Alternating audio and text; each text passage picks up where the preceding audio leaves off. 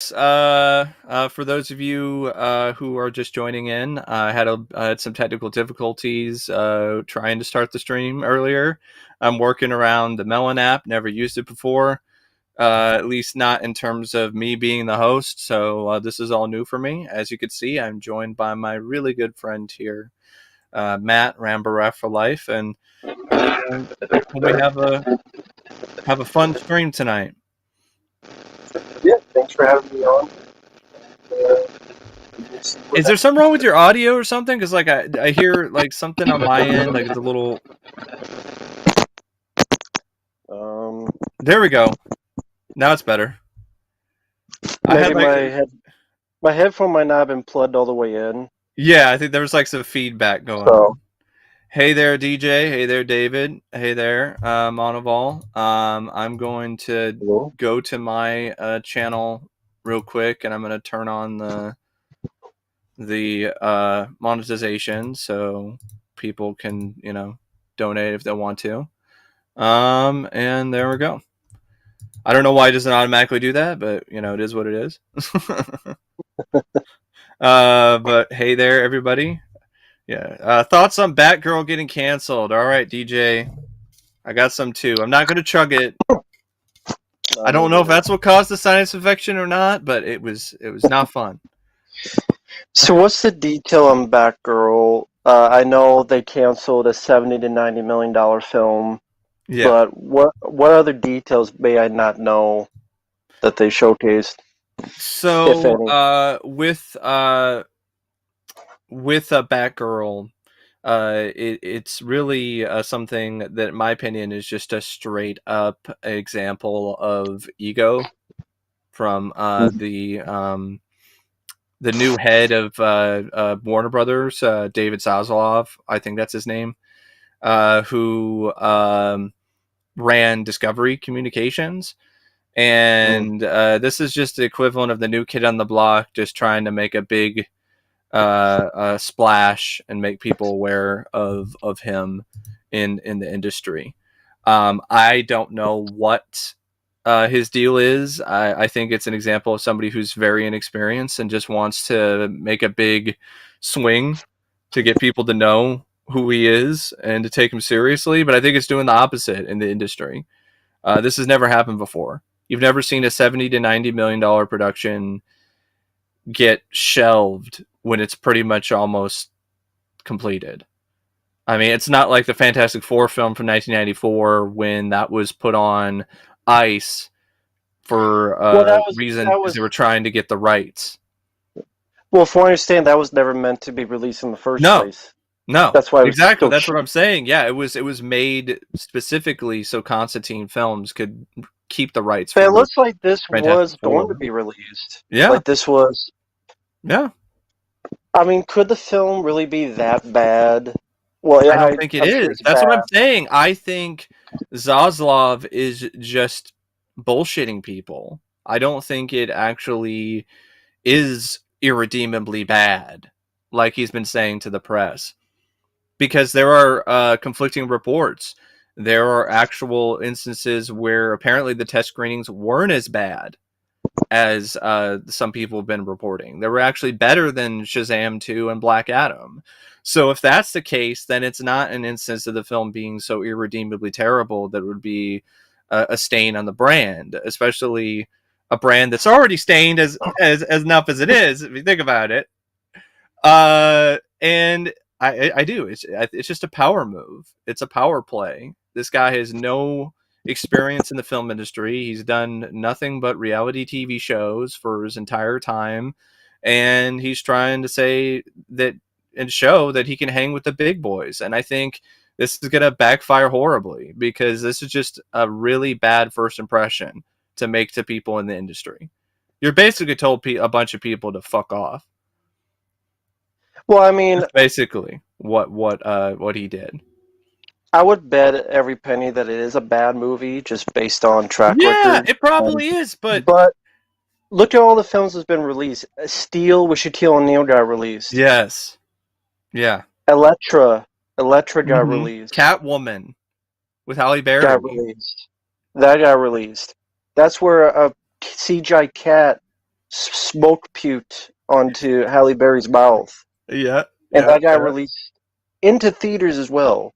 Uh-huh. So I agree with Rusty. I think it will be released years down the road as like an event If it's thing. a tax write-off, it never will be.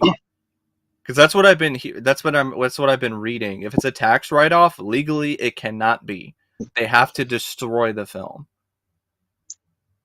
I mean, that's if it is a tax write-off. From what I've I been don't know reading, I if it think is. it is. I think that's what Zaslav is planning on doing. He's planning on just making as much quick money as he can from this old regime as he possibly can. This is also his big middle finger to the previous regime at Warner Brothers. Well, I mean, we've heard stories throughout the years of other studios where the film wasn't shelved, but it was pretty much released with little Yeah, fanfare. yeah. I'm trying I to mean, think Amityville Awakening, that was one of them. I know there was an issue with Chaos Walking, and they did a re-edit, and then they eventually released it. But this is unprecedented, though, in terms of like it just being canceled outright and just straight up shelved, like permanently. Because that's what I've been reading. It sounds like it's a permanent thing. Like it's not just indefinitely or anything along those lines. So, I mean, again, it's no loss to me because I never cared to see the film, I but it know. is interesting that they would go this route, that it just creates only negative buzz. Yeah. Like, it would come out and it'd probably be another bomb, just like a lot of these other movies have been bomb. And other than the Batman and Joker, DC or Shazam, DC has been pretty much a joke. Mm-hmm. And I mean, I didn't think it should have been made in the first place. Yeah. I mean, I agree. It I was mean, I think a waste of Michael the film will Keaton. probably be terrible, but it's just the precedent that it sets is unheard of in this industry, and Mhm. it's not a good sign going forward to me. I don't think this is putting Zaslav in the good graces of a lot of people in the industry, especially as a new guy. I think you're going to see a lot of people who will just straight up refuse to work with Warner Brothers as long as he's still running the company. Yeah, I mean, it's crazy. You know, that's another waste of Michael Keaton because he was Yes. doing stuff as Yes. Batman. And It sounds like wait, he's going to be completely wiped out and erased. Like his Batman is not going to be a part of this new franchise. Going forward, they did reshoots, rumor reshoots with Ben Affleck and Aquaman 2, and he's gonna be the Batman. And the only time you're gonna see him is in the Flashpoint Flash movie, if that actually gets released. Which there are rumors swirling that they might just shelve that one too and take the tax write off on that one. I don't know. I'll be honest, I would just laugh. Yeah. I mean, I would just laugh. I'm like, fine. I wasn't going to see it anymore. Because this is what Anyway, because Zaslav, this is what he's doing with HBO Max properties already. He's already taking them off the platform and selling them for tax write offs, whatever little bit. well, I remember hearing he also did it for. I want to say it was a Scooby Doo sequel. Yeah, Scooby Doo Holiday Haunt or something like that, if I remember correctly. I don't know if it was a sequel to that Scoob movie Yeah, or it was what a it was. Scoob. It was Oh, like a Scoob. Yeah. so Hey there, thank you. Thanks, Gabo. Everything a little is bit. going pretty good. This is actually my second day off in a row from work. So that's been kind of nice to recharge my batteries, so to speak, and on a stream with with a really good friend of mine. So I guess things are going pretty good. Owner WB Discovery said he's not dumping Aquaman 2 and the new Flash. Yeah, Well, it I mean, makes I sense wouldn't be that he's surprised. not dumping the Flash, because it's one of those things where, like, if he did dump that, like that, you wouldn't get enough of a tax write off to make it worth it. You wouldn't? I don't think so. I don't think so. Because a lot of it would just be you're breaking even if you think about it, and that's like a $500 million production, and that ties into his Yeah. plan going forward, which I don't think is a great plan. where he wants to focus more on big budget tentpole films. He doesn't want to put money and effort into $70 million productions like Batgirl. He wants to focus on big, huge blockbuster movies. They did that with Justice League and Batman v Superman. I know. And it didn't work then, and I don't think it's going to work now. Yeah, I saw that Clubber versus Drago, owner of WB Discovery, said they didn't want to release Batgirl because it wasn't up to being a good movie. Test audiences said it sucked ass. Well, apparently that's questionable because there are sources that actually debate that audiences thought it sucked ass. Because Batman v Superman didn't suck ass, and but that got released. Yeah. Wonder Woman 84 sucked ass, but that got released. I don't know. I don't know, Gabo, if what this means for like New Line Cinema. My guess is probably not a whole lot, but who knows? Like, I don't know what Zaslav is going to do. Zaslav seems like a guy who wants to swing his dick around any way that he possibly can, and a guy who just wants things done his way or the highway. That's what it seems like. And he doesn't know what he's doing. That's the thing. Like, I've never seen this before. Like, why take a loss? Why even do all this tax write-off stuff? Why even do this when you could at least make a profit if you wind up releasing it and then start over? Like, what stops him from doing that? Release these films, finish this slate, and then start over because you think it's not going to work out. Trying to do a big dick move to show he's boss. Yeah, it's like that scene in Wolf where Jack Nicholson pees on James Spader just to show to mark his territory. It seems like that kind of move. Yeah, mark his territory is the way to put it. That movie is crazy, though. That's such a crazy film.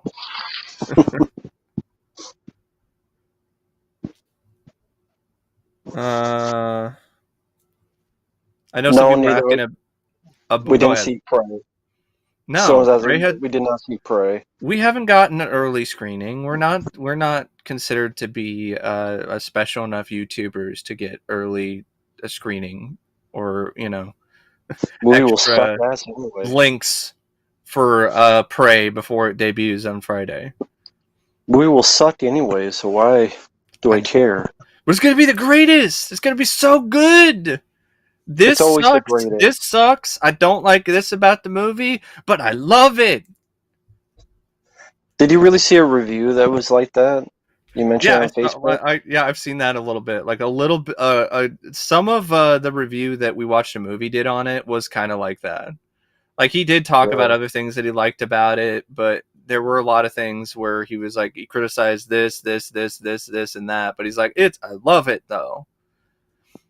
But he got an early test screening, so well, at least a private online thing. He probably didn't actually. Do people forget people were praising Batman v Superman and Ghostbusters 2016? Critics were, at least, and all these other movies that people were praising. Do people just have selective amnesia? Well, I'm serious. Like, people were praising The Predator. People were praising Predictor. Yeah.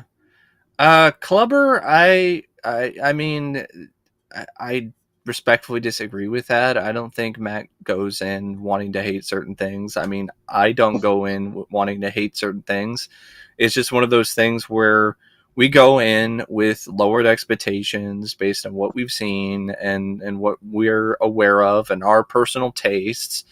And, a good majority of the time, things don't actually pan out or wind up surprising us and being good when we expect them to suck. Well, it's obvious Clubber doesn't watch my videos, because if that's the case, I would have hated the Batman. Yeah. But I like Batman. Yeah. If that's the case, I would have hated Rescue Rangers. But I liked Rescue Rangers. Or Everything Everywhere All at Once, I would have hated, because it's an A24 film, but I really liked it. So Yes, Mm-hmm. obvious because I've never seen him on my channel before. It's obvious. Sorry, Clubber, you don't watch my videos. If that's the case, I would have hated Captain America films. Just I thought Chris Evans. I would have hated World War Z. I would have hated Pain and Gain. But I ended up liking those two movies. But sometimes you gotta call it like you see it. And guess Mm-hmm. what? A lot of them, the writing's on the wall. A 80-pound Native American woman is going to beat the hell out of the predator by herself. She's the weight of a bundle of sticks. And it's all about Native American woman, he-rah, he-rah. Yep. I don't give a crap if it has great Native American representation. That's not why I go see a Predator film. I agree. There you go. I I don't give a rat's wholeheartedly ass agree. about that. And people are praising it because they don't want to be called sexist and they don't want to be called racist. And it's true. Look back on the history. Yep. Batman v Superman got praise. And you know what? If people liked it, that's cool. I thought it sucked. I think the With great example, fucking... one of the best examples of that is the Ghostbusters reboot from 2016. Like, people were afraid to like straight up say the movie sucked. Exactly. Otherwise, it'd be considered sexist. It got to the point where Mm-hmm. even Richard Roper, I think, called a bunch of critics and other people out on it. Mm-hmm. Precisely. It's all to fill an agenda. No one wants an agenda shoved down their throats. Now, here's the thing. If you do that and it's still a good movie, then it's not as damaging of a thing. That's for sure. Man, this clever guy is really clubbing. Again, the guy doesn't watch my videos. If it's the more Chris like a movie, the more I hate it, then why did I like Everything Everywhere All at Once? How come I liked The Black Phone? Mm-hmm. I did these examples, but again, he has nothing to say about that. I like The Black Phone. A lot of critics like that. The Michelle Yeoh A24 art house film, really like that. I like that one as well. I have issues with the ending, but this guy's a troll. He's Yeah, a I'm troll. I'm trying. just going to ignore him. Yeah. I'm gonna ignore him too. New prayer from the guy with agenda. That's why everything's about the Native American initiative, not about the story or action. Exactly. Whatever. Hey, I know I have some mods on here. Since I can't access a lot of that stuff on Melon, go ahead and boot him. No, it doesn't have to. He did just give his opinion. I'm just giving my opinion. I agree. It's just if he's just gonna keep spamming the chat though with the same shit, like, I'm just saying. We don't have to agree on everything. I just don't have to agree with stuff. Exactly. 100%. How do I feel about an AK-47 being used in an actual Star Wars series like Andor? I didn't know about that. I did hear that there's gonna be a fucking Andor TV show though, and I guess it's the guy from Rogue One, Cassian Andor. Like, he gets his own show. Like, yeah, who's gonna watch this? Who gives a shit? People love everything Star Wars. I guess so. I guess you're right.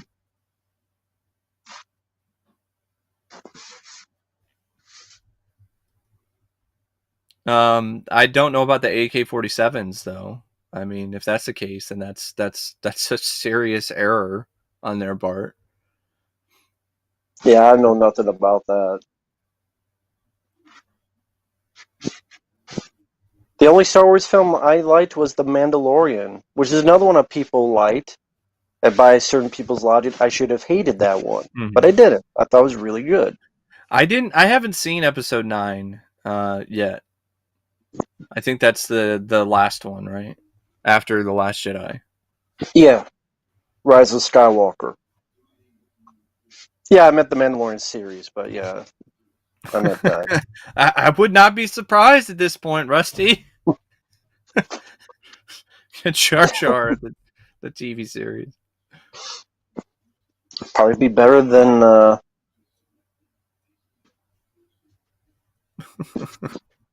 and better than Boba Fett? Yeah. Andor? Exactly. At first, I thought it was Endor. I thought they were just going to do like an Endor series, like about like with Ewoks or something. And then I saw that it's Andor.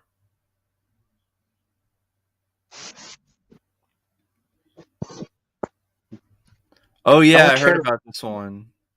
Yeah, Jonathan Lindsay, a good guy. So, what do you think of the Roadhouse remake? I think they've it's been trying to bullshit. remake. They've Yeah, been they've trying to been remake trying. this forever. Yeah, they've been trying to do this for quite a long time now. I remember rumors about a remake with Ronda Rousey. I remember that,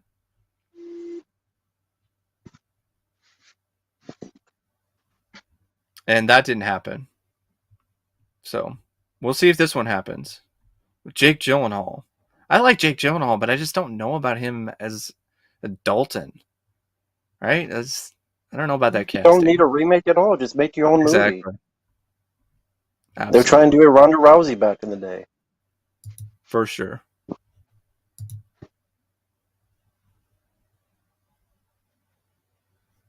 Yeah, I mean, yeah, Rusty, I mean, she at least looks like she could prove herself, but at the same time, she's a terrible actress. She has no charisma. She's so flat. I mean, look at her acting or her attempts at acting in Expendables 3. Yeah, her mole was a better actress than her.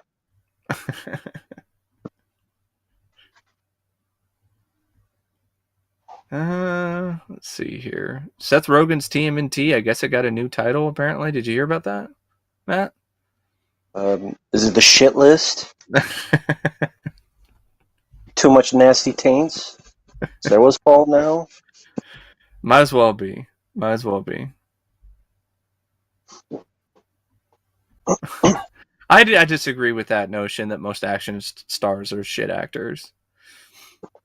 I think there are some really legitimate good actors. It I doesn't mean, matter. He's Stallone, just I think, is a saying good actor. he's just saying stuff to get people riled up. He doesn't like action stars, but his title is Clubber and Drago in it. So that makes a lot of sense. It's like I hate Hey musicals, but there. you have Hey, Fred thanks, Astaire. Bobby. Thanks, Bobby. He's like, I got a good idea. You guys, Matt Effery, both Mike, John, Fabio, DJ, team up and beat up Victor Salva. Beat him up good and drag his butt up a volcano and throw his bull trash butt down the volcano. That's probably a crime, but Sounds I like a don't know. plan. It definitely seems like the kind of guy who should be wiped out the face of the earth. It's only a crime if you get caught. That, but speaking of that, though, if I can talk, uh, doing my best Porky Pig impression there. Uh, I heard about and I did some extra research and saw that Francis Ford Coppola essentially covered for Salva, which is pretty fucked up. But at the Mm-hmm. same time, I'm not going to be one of those guys that's going to be like, "Oh, cancel his entire filmography." Like I that's just not my way of doing things. But people can do whatever they want. I just think it's a little destructive to associate other people with the actions of like one person who didn't have anything to do with what that person did. But that's just me. Well, if he's covering up for Victor Salva and saying, I mean, I would say I don't like Francis Ford Coppola if that's the case. Well, Pretty yeah, much given Victor Salva the pass. I don't have to like the guy. I yeah. mean, I mean, basically, I a piece of shit. yeah. I mean, I look at it the same way as some other people. Like I can like Jeffrey Jones, for instance. Like I definitely don't like Jeffrey Jones. I do like Mm-hmm. and still enjoy a fair amount of films that he's in, Well, yeah, but just a lot of the people involved with that. yeah, yeah, I agree. I mean, I don't remember liking Powder that much, but yeah, why did he have to do that? Like, why did Selva have to, be such a piece of shit?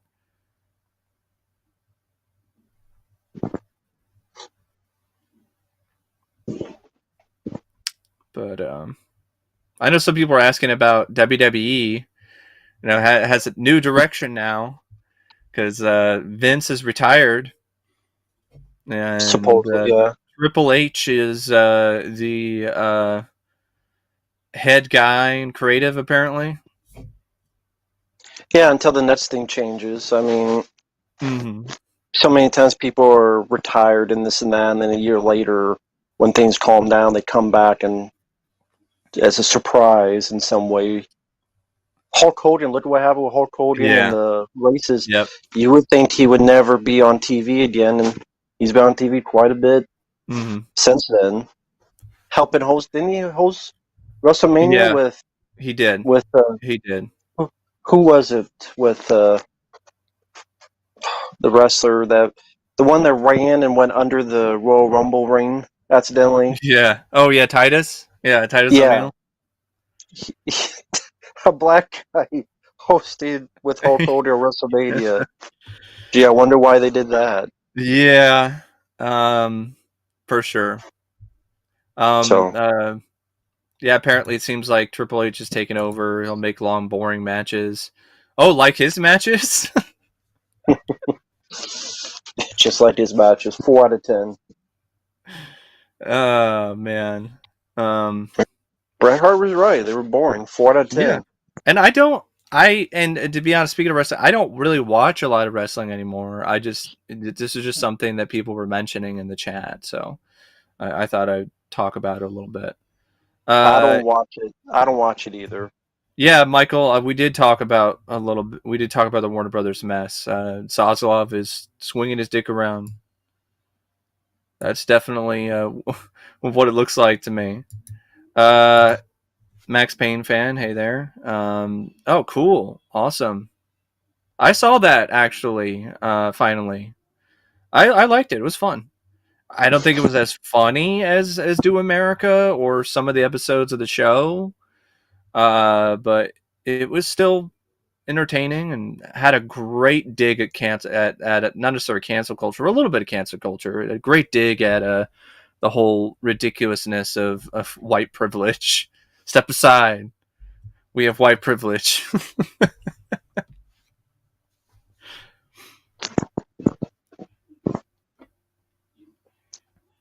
And yeah, they're coming back. I think it's either today. I think it actually premiered today, if I remember correctly.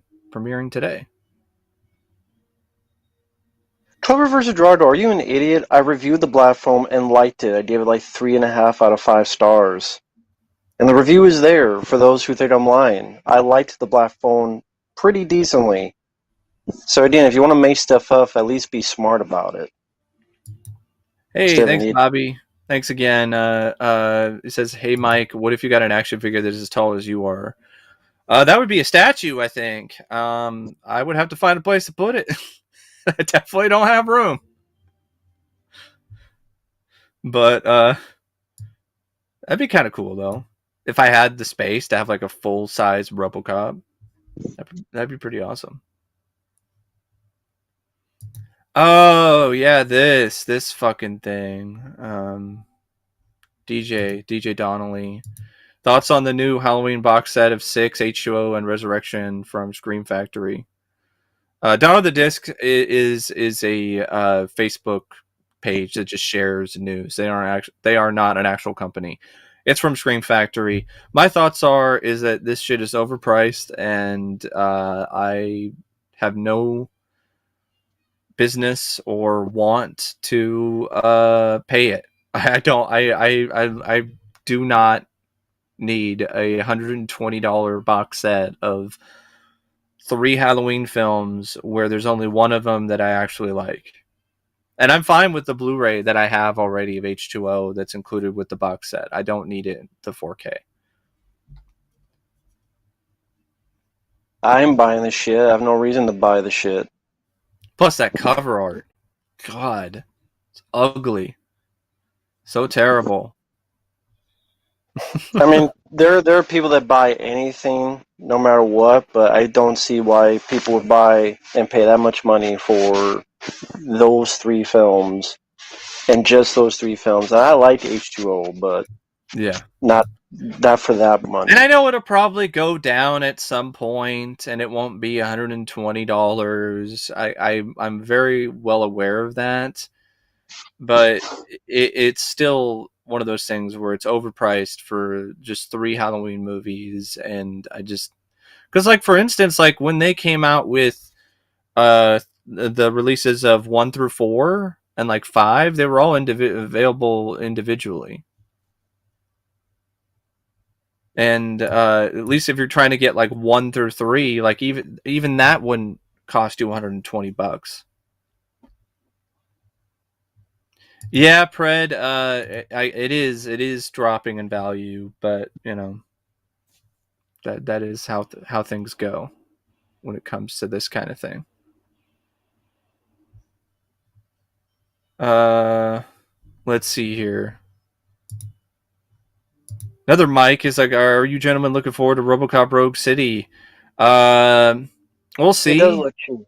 It does look cheap. I'll give you that. Yeah, it looks pretty cheap, but I think from what I was reading up on after the fact, it was always going to be a cheap game. So Hmm. I shouldn't be too hard on it for that. I just want to see some actual gameplay footage and see a little bit more about the plot because it seemed like the plot was incredibly generic. But I mean, it won't take much to be better than the Titus game from Xbox, where RoboCop Never, sounded like the Kool-Aid Man. Oh yeah, never, never played that one. I've heard bad and things about and it. there's no fucking continues. The levels are crazy long and confusing, and there are enemies that have like varying difficulties that range from like 0 to 100.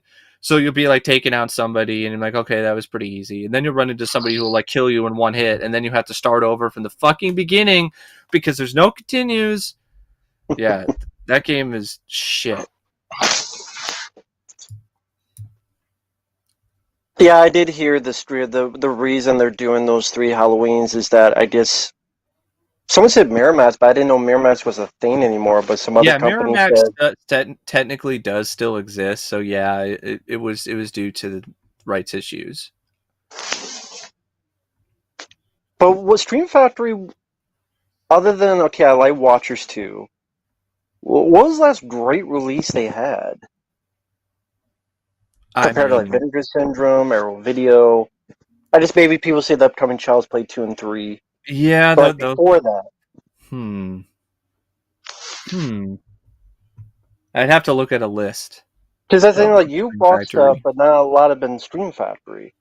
Because that seems like has been a lot of Well, I did stuff. buy some Screen Factory titles recently from Hamilton, but they were just marked down, and that's the main reason why I did it.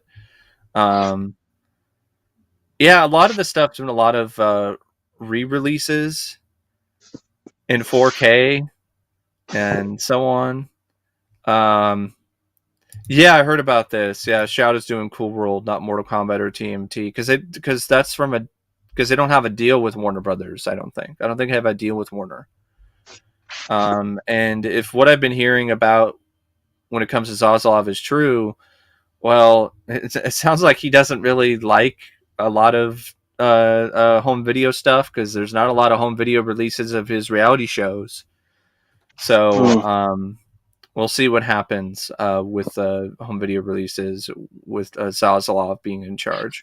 I wouldn't be surprised if he just fucking cuts and that portion of Warner Brothers to shreds as well.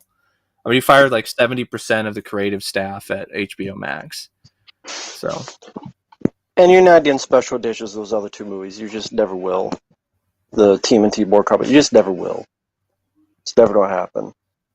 I mean, it would be great. But Yeah, yeah, but it's yeah. you keep holding your breath. Sadly, It ain't gonna happen. yeah. Cool World, though, I mean, it's not a great film, but I wouldn't mind getting that someday. Apparently, they do have like a documentary, but I'm curious about the interviews, despite the fact that they're not as high quality as they once were. Yeah, I'll pass. They're also coming out with Fargo. I'm pretty excited about that because I really like that film. I think that I looked like great in Far 4K. I like Fargo, but I don't need a 4K of it. I'm fine with what I have. Thank you, Traits of Junior. Glad you enjoyed it. Yeah, Isolation is definitely a fun game. I think they're The doing real another Aliens Alien. Isn't there like another Alien game? I think that was announced or something. I could be wrong. I thought I saw something announced about it. I Maybe it don't was know one of any those info games that was on it. canceled. Because bringing going back around to what how we started things, talking about Warner Brothers and Zaslav and whatever he's doing. I do believe that Batgirl might never see the light of day. I think it might be in the same boat as that AVP anime. I think what Disney wound up doing is they just sold it and just got the tax write-off for it, so they destroyed it. That's why we will never see it. Yeah, that's true. I forgot about the AVP anime that Fox was doing. Yeah, could be. Yeah, Monoball. Yeah, Dark Descent. I guess. Hopefully, it's a lot better than that movie Dark Descent because that was pretty shit. Nah, I don't know anything about that. I think that one had Dean Cain in it, if I remember correctly. I could be wrong though. I think you're right, Um, Dark Descent, yeah. it depends. I mean, for the collection, be nice, but for right now, I'm honestly kind of okay with the Blu-ray since the only version that's being remastered is the theatrical, which honestly isn't a bad thing to me because I'm like one of the few people that actually prefers the theatrical over any of the other versions of the film. So do I.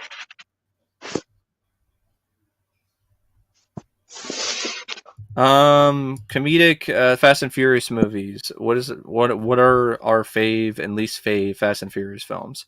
My favorite is Fast Five. I saw the drive-in. It really surprised me. I really That's mine enjoyed as that well. one. That's my favorite as well. Well paced, got some great stunts in it. Surprising amount of practical stunts as well. And it's a lot of fun. Least favorite, probably Fast and Furious for me. The fourth one. At least out of the ones that I've seen. I didn't have the best experience watching that one. I got drunk on Bud Light Lime with my dad on the truck, and I just remember peeing more than I've ever peed before and being tired. And the movie sucking didn't really help matters either. I think it killed my buzz. Yeah, the fourth one is my least favorite as well. The whole CGI going through the mountain thing was... That was so bad, especially for the time. Like, dear Lord. It looked like a PS2 game. I never mentioned Tokyo Drift. I I haven't seen that one in years, so I don't know what to say about it, to be perfectly honest. Yeah, it's not a fave of mine. By the way, Max Payne, the AVP anime did get made. It just is never going to see the light of day. Just the merger. Oh, I want to say thank you, Bobby. Another donation. Thank you so much. Who's not excited for Rise of the Teenage Mutant Ninja Turtles movie? Raise your hand. Raise Yeah, my hand. yeah. I'd rather watch Turtles Forever. Hell, I'd probably rather watch Turtles 3. I don't like Turtles 3. I'd rather watch Disputation. I don't even like that. Yeah, Rise of TNT is garbage. Fucking garbage. I'm surprised that's not the name of the new movie. Just to tie it in Garbage? with the old. That By the soundtrack, too. by the band Garbage. It's garbage. That too. But I'm surprised that it isn't called Rise of TMNT. Tarantino interview where he basically accused Stephen King of stealing the idea of It from Wes Craven's Elm Street's Freddy Krueger. I mean I don't really agree with that from Tarantino. I don't really buy that, to be perfectly honest. Yeah, That's just me. I don't really get the connection. I guess does it? No, I don't really get the connection. Guess something killed kids, but I mean that's Yeah, pretty vague. I guess.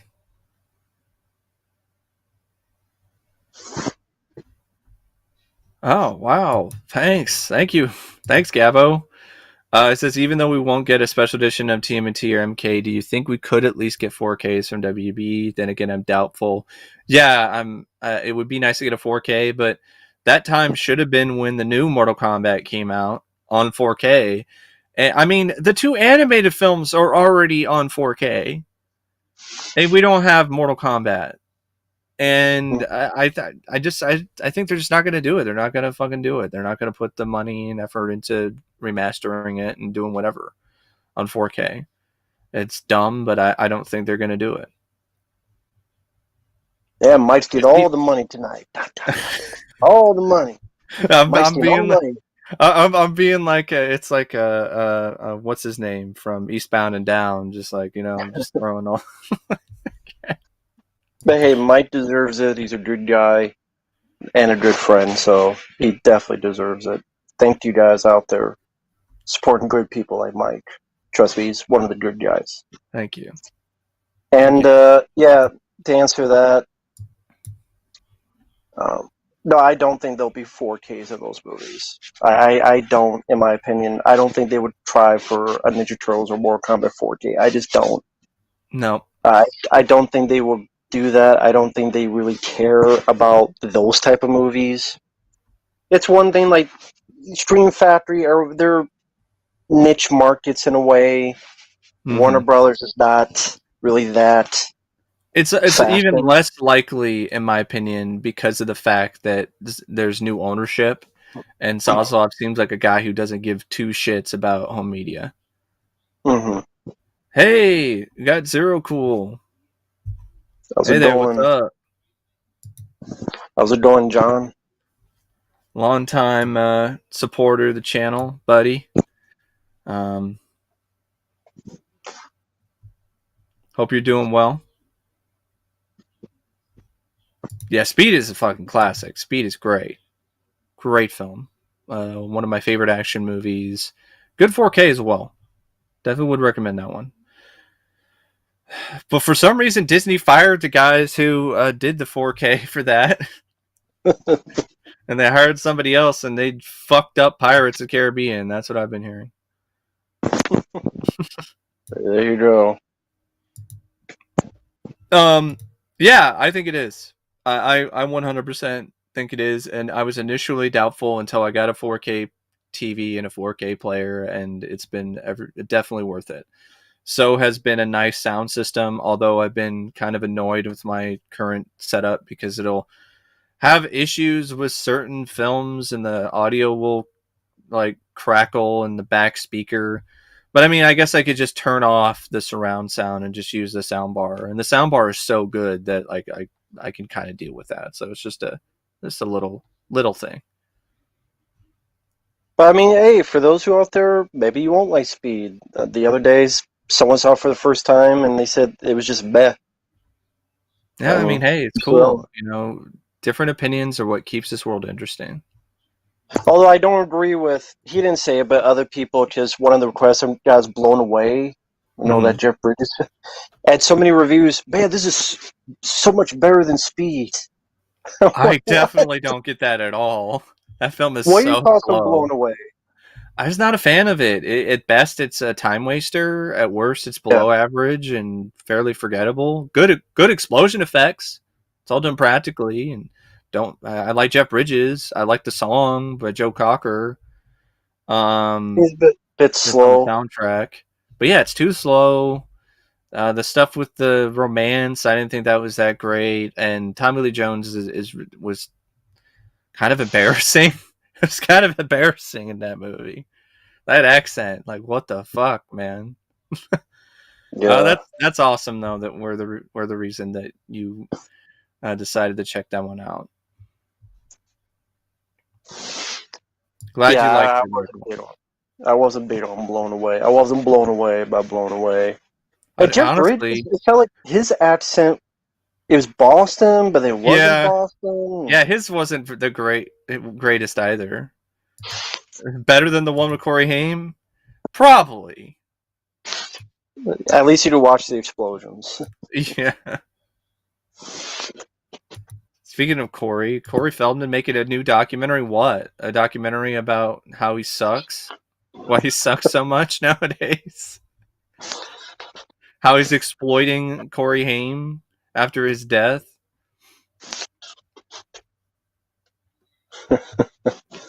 Dang, that is pretty awesome, John. Very cool. His instructor mentioned Maximum Overdrive. More people should mention it. Adios, motherfucker.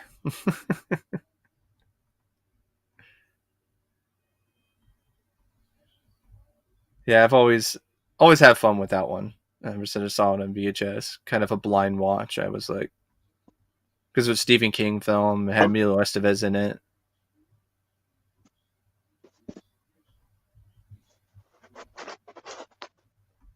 Let's see here.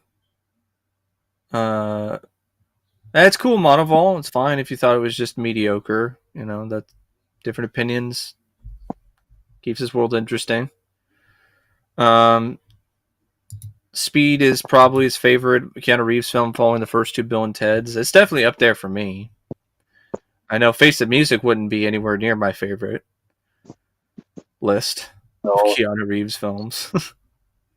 Hey, we that's another film we should love because everyone praised it. Remember, it was the best with all this praise stuff. Oh, praise didn't know this praise. It must be good. Yeah, people said the same about Bill and Ted. Fucked the music. Yep, Bill and Ted Face the Wall. What did they say? It's a fan's dream. Yeah, it's a fan's delight. No, the fans will be happy. This is what the fans been waiting for with Face the Music. It was a face palm. That's what it was. This big old thrusting face palm up your nose like Last Boy Scout. And it's like everything. Last Boy Scout. Touch me again and I'll kill you. Ty, this is Mike, OCB Communications. Ty, definitely check him out on this channel. Great stuff. Good friend. Hey there, Ty. Welcome to the stream. Karitsa Jr. He mentions, what was your first impression when seeing Debbie Sue Voorhees in Friday the 13th Part 5? I was mind blown watching that flick on VHS as a 9-year-old. I didn't see it when I was that young. My first exposure to some tremendous tatas was Adrienne Barbeau in the infamous PG cut of Swamp Thing that was released and then subsequently taken off the shelves because I rented it from a rental store or the library and watched it with my mom, and it was a very awkward experience. She still let me watch the rest of it, though. She didn't. She's pretty cool. It wasn't like, leave the room. No, we're not watching this. Like, she still let me finish it. So I didn't see Debbie Sue Voorhees until Debbie Sue Voorhees' tits until I was a teenager when I did a binge watching marathon of Friday the 13th films because I rented a box set from the library. And I was staying home because our house was getting work done on the floors. So I just basically had the house to myself because my parents were away. So I was able to just watch whatever the hell I wanted to, and I decided to go big. It's like, I'm watching all the Friday the 13th films. I'm watching all the Nightmare on Elm Street movies. And big titties. Yeah, big titties. Titties. Titties. Another good film for that kind of thing is Life Force. I thought you were going to say Return of the Living Titties. Hey, that's cover the 4K Speed Factory. Return of the Living Titties with Crash. Yeah, I could totally see that. Like if there's some lost film they found, they'd remaster that and put it out in 4K. I was surprised that wasn't like a zombie porn parody. Return of the Living Titties. Yeah, like a parody of Return of the Killer Tomatoes or something. Well, parody Return of the Living Dead. Yeah, Return of the Living Dead. The Return of the Living I guess Titties. the closest that we had to something like that, I think, was like that bit in that movie Mausoleum, with Bobby Breese, who had like the boobs with teeth. I didn't see that. I believe you. Let's see here.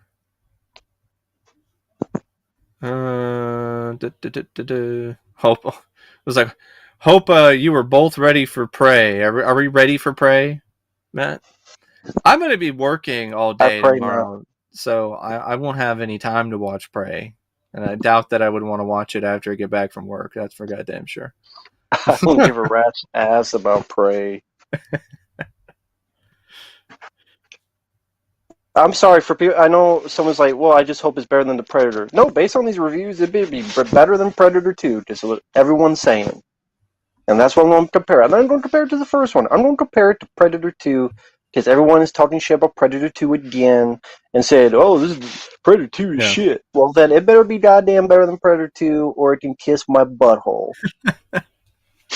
There you go. Rusty, I would watch a hippo horror movie too. I don't know why they haven't done something like that. I think they could Yeah, actually work. I mean, hippos are pretty dangerous. They're one Yeah, of the dangerous. they are not cute and cuddly. No. I mean, the closest I've seen in Congo, where you have the hippo. Yeah, it's like hippos will fuck you up, like in Congo, exactly. But maybe because visually, they wouldn't know how to make it frightening visually. It's Well, I just mean, they they've are done ones dangerous. with boars and pigs. Well, boars, I mean, they got the tusk and or the thing, so maybe that could make it work. And people think Yeah. pigs are disgusting anyway, Mm-hmm. but hippos people think are cute. I don't know. We'll So, see. what was that one thing that the big turtle giant one that was made and was canceled? And there's like a documentary. Oh, I didn't know about that. What is there, something about a snapping turtle or something? Yeah, it was a '90s film, and it was never finished. Huh. And there's supposedly a documentary about this unfinished '90s creature feature, kind of like Komodo. Oh. Yeah. See, Stop eating John's sesame cake. Snapper, that's what it's called, Snapper. Ah. Local Boston special effects makeup and horror communities, and they were making it, it didn't get finished, but they did the effects. I guess supposedly there's a documentary, but I don't know where you can find the documentary. But it's on Interesting. the Snapper. It was about a man eating giant turtle. It So has like Gabo, practical effects. he asked this question. He says, "We know Matt loves Sandra Bullock, but who is the actress you find the most attractive, Mike?" I mean, Sandra Bullock's up there. Um, that's kind of tough, but because I don't really have one that I find the most attractive. Gina Davis in Long Kiss Goodnight, when she dyes her hair blonde, definitely up there for me. Tracy Lynn in My Boyfriend's Back. Trying to think of other. I mean, Matilda May in Life Force, like, definitely pretty attractive. That's for sure.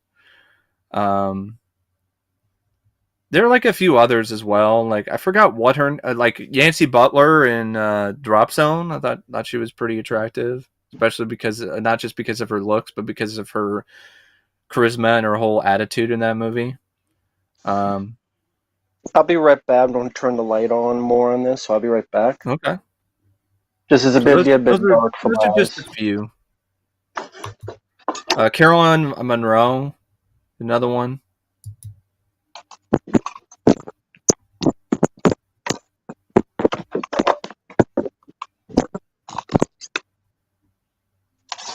Yeah. Kate Beckinsale. That's a good one. That's a good pick. I just watched her in the Total Recall remake again. I actually watched that film twice. I watched the theatrical version recently, and I saw the extended cut. It sucks in either version. It doesn't matter which cut of the film you watch. There's still more lens flares than there are action scenes. Uh, yeah, that film is bad. That is so awful. It's such a sanitized, squeaky clean version of Total Recall. Like, who the fuck wants to watch a Total Recall film without any of the intense, over-the-top violence? And who wants to watch a Total Recall film without the magnetic personality that is Arnold Schwarzenegger at the center of it? Colin Farrell ain't it. Does not even come remotely close. I don't know why they thought Colin Farrell was like some big action star at that point in his career, right? Or some massive, huge leading man who could carry a film by himself. Like, I don't get it.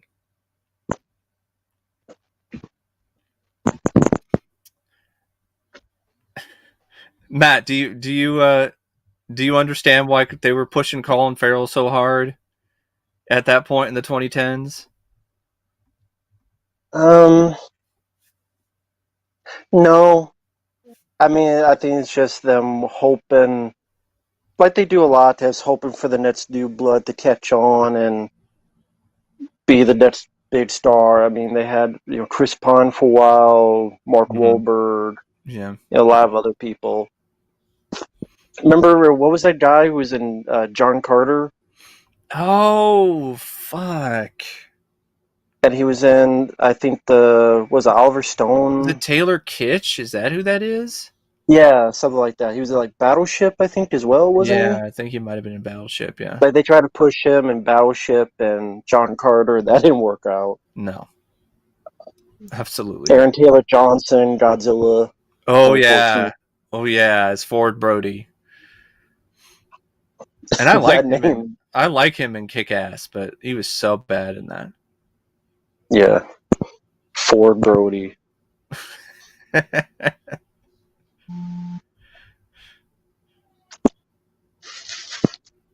That fight in the elevator. Total Recall fight in the elevator. Like, I don't remember that fight being that great. Like, a lot of the stuff in that film is like, oh, this is decent, but it's done better in this movie. Oh, the flying car chase, that's done better in The Fifth Element, or like something like Minority Report. Fight in the elevator. I mean, Captain America. Yeah. Winter Soldier did that better. yeah, Gabo.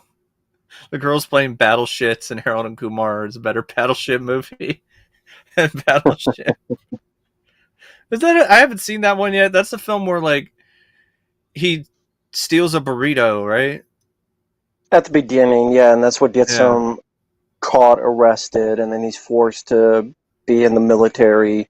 Mm-hmm. And it could have been fun, an alien action movie, but with naval material, but then it just Peter Berg, just went too far off. Best elevator action scene. That's an interesting question. Elevator action scene. Because those are hard scenes to pull off usually because of the limited space. Well, I mean, there's a couple porn films, but I don't know what you mean by action. But I'm sure he's not meaning that type of action. With that scene in the shaft where they blow up the elevator? There you go. That's the one. Yeah, that's a good scene too, Jedi. There's a decent one in the Jean-Claude Van Damme film Maximum Risk as well. Yeah. There's a decent one in that. Captain America Winter Soldier is actually a pretty good scene. I mean, yeah. That's the thing with an elevator; they just not gonna last long, and I think Captain America probably lasted the longest.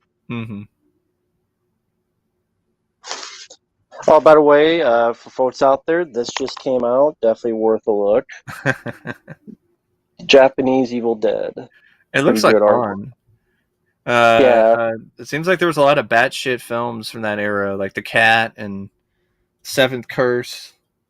Yeah. Yeah, Max Payne fan. Colin Farrell is definitely no Don Johnson, especially not in that Miami Vice movie. Absolutely not. That's pretty cool. There's a little thing they put in there just for some noodles. Yeah, unless Prey is better than this movie, it can go fuck itself. That's the standard I'm putting up. I didn't even the first one.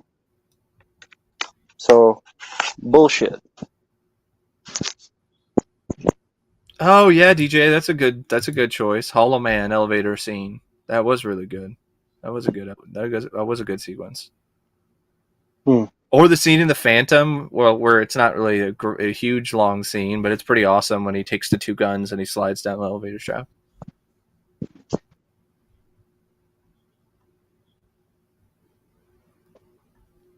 Yeah, I'm surprised you didn't say Road Cop 2. Yeah, yeah. Thanks for reminding me. That was pretty awesome too. Didn't see Nope. Some people were asked about Nope. I haven't DJ's seen it. asking our thoughts on Identity. I know you're not a fan. No, that's how I feel about Identity. Is piece of shit. If Spoofy likes it, I saw that every time I went to the theater, and I was living by a theater at that time. Every time I went to it, it had that trailer in front of it. Every single time. And by the time the movie came out, I guessed the ending from the trailer. And I'm like, is it going to be this way? And it was. Mm-hmm. And it was so predictable. It was such a lame ass twist. It was a cheap shot. And lame as fuck ending. I won't give it away for people who haven't seen it, but just lame as fuck. I haven't seen that one in ages, so I don't have much to say. I know my mom watched The Frozen Ground recently, and I saw that one a while back. I don't know if you're familiar with that one, Matt, with Nick John Cage? Cusack and Nick Cage. Yeah, I based haven't on the seen true it. I've heard of story, it. where John Cusack plays a serial killer. I think it's actually pretty good, pretty decent. Depressing, but I mean that kind of film is just gonna be depressing based on the subject matter. Cool. Chaz is like, are there any video rental stores in my area? No. See, there used to be one that I could walk to, and I did get a few movies from because he had like this deal where like you buy 10 or you get them for $10 or something or some other sort of deal like that. But other than that, a lot of the prices were a little bit too expensive. But that place was pretty short lived. Was that a place to rent or buy? You could rent as well. Oh, okay. But you could also buy. It's cheaper to Did you rent. ever rent? I never rented anything. I just bought Hmm. stuff that I was interested in. Hmm. I haven't rented anything in ages, unless I want to count something I might have checked out from the library. Because when I was a kid growing up in like Portland Tigard area, like there was a Hollywood Video that was right next to where a garden store was, and like Costco. And anytime I think a Pottery Barn was there too. Anytime that my parents would go to the garden store or whatever, like I'd be like, "Can I go to Hollywood Video? I don't want to be in here. I'm bored." They would just let me go to Hollywood Video, and I rented some stuff there. I did buy some things. That's how I first came across I Come in Peace. I bought the VHS from the local Hollywood Video. That's how I first saw The Fly 2 uncut as well, because I rented it. The first time I saw it was on AMC. Cool. Yeah, video store is long gone. I know Matt used to work at one. Yes, I worked at one from about, I would say, 2007, 2008 to 2012. And like any job, it was frustrating, but looking back, it was still fun Yeah, to be a part of and miss it. But I mean, that's just how I things don't miss eventually end I up. miss gameplay. I miss that store, or I miss I also miss buybacks. I miss buybacks especially, even though the prices weren't always the best. They were still decent enough, and it was I could walk there, and they had all kinds of new stock all the time, DVDs and Blu-rays, and It was a fun place to go to, and I honestly would have loved to have worked there as well, but it just never worked out. The one I miss the most, bear with me, is Hastings.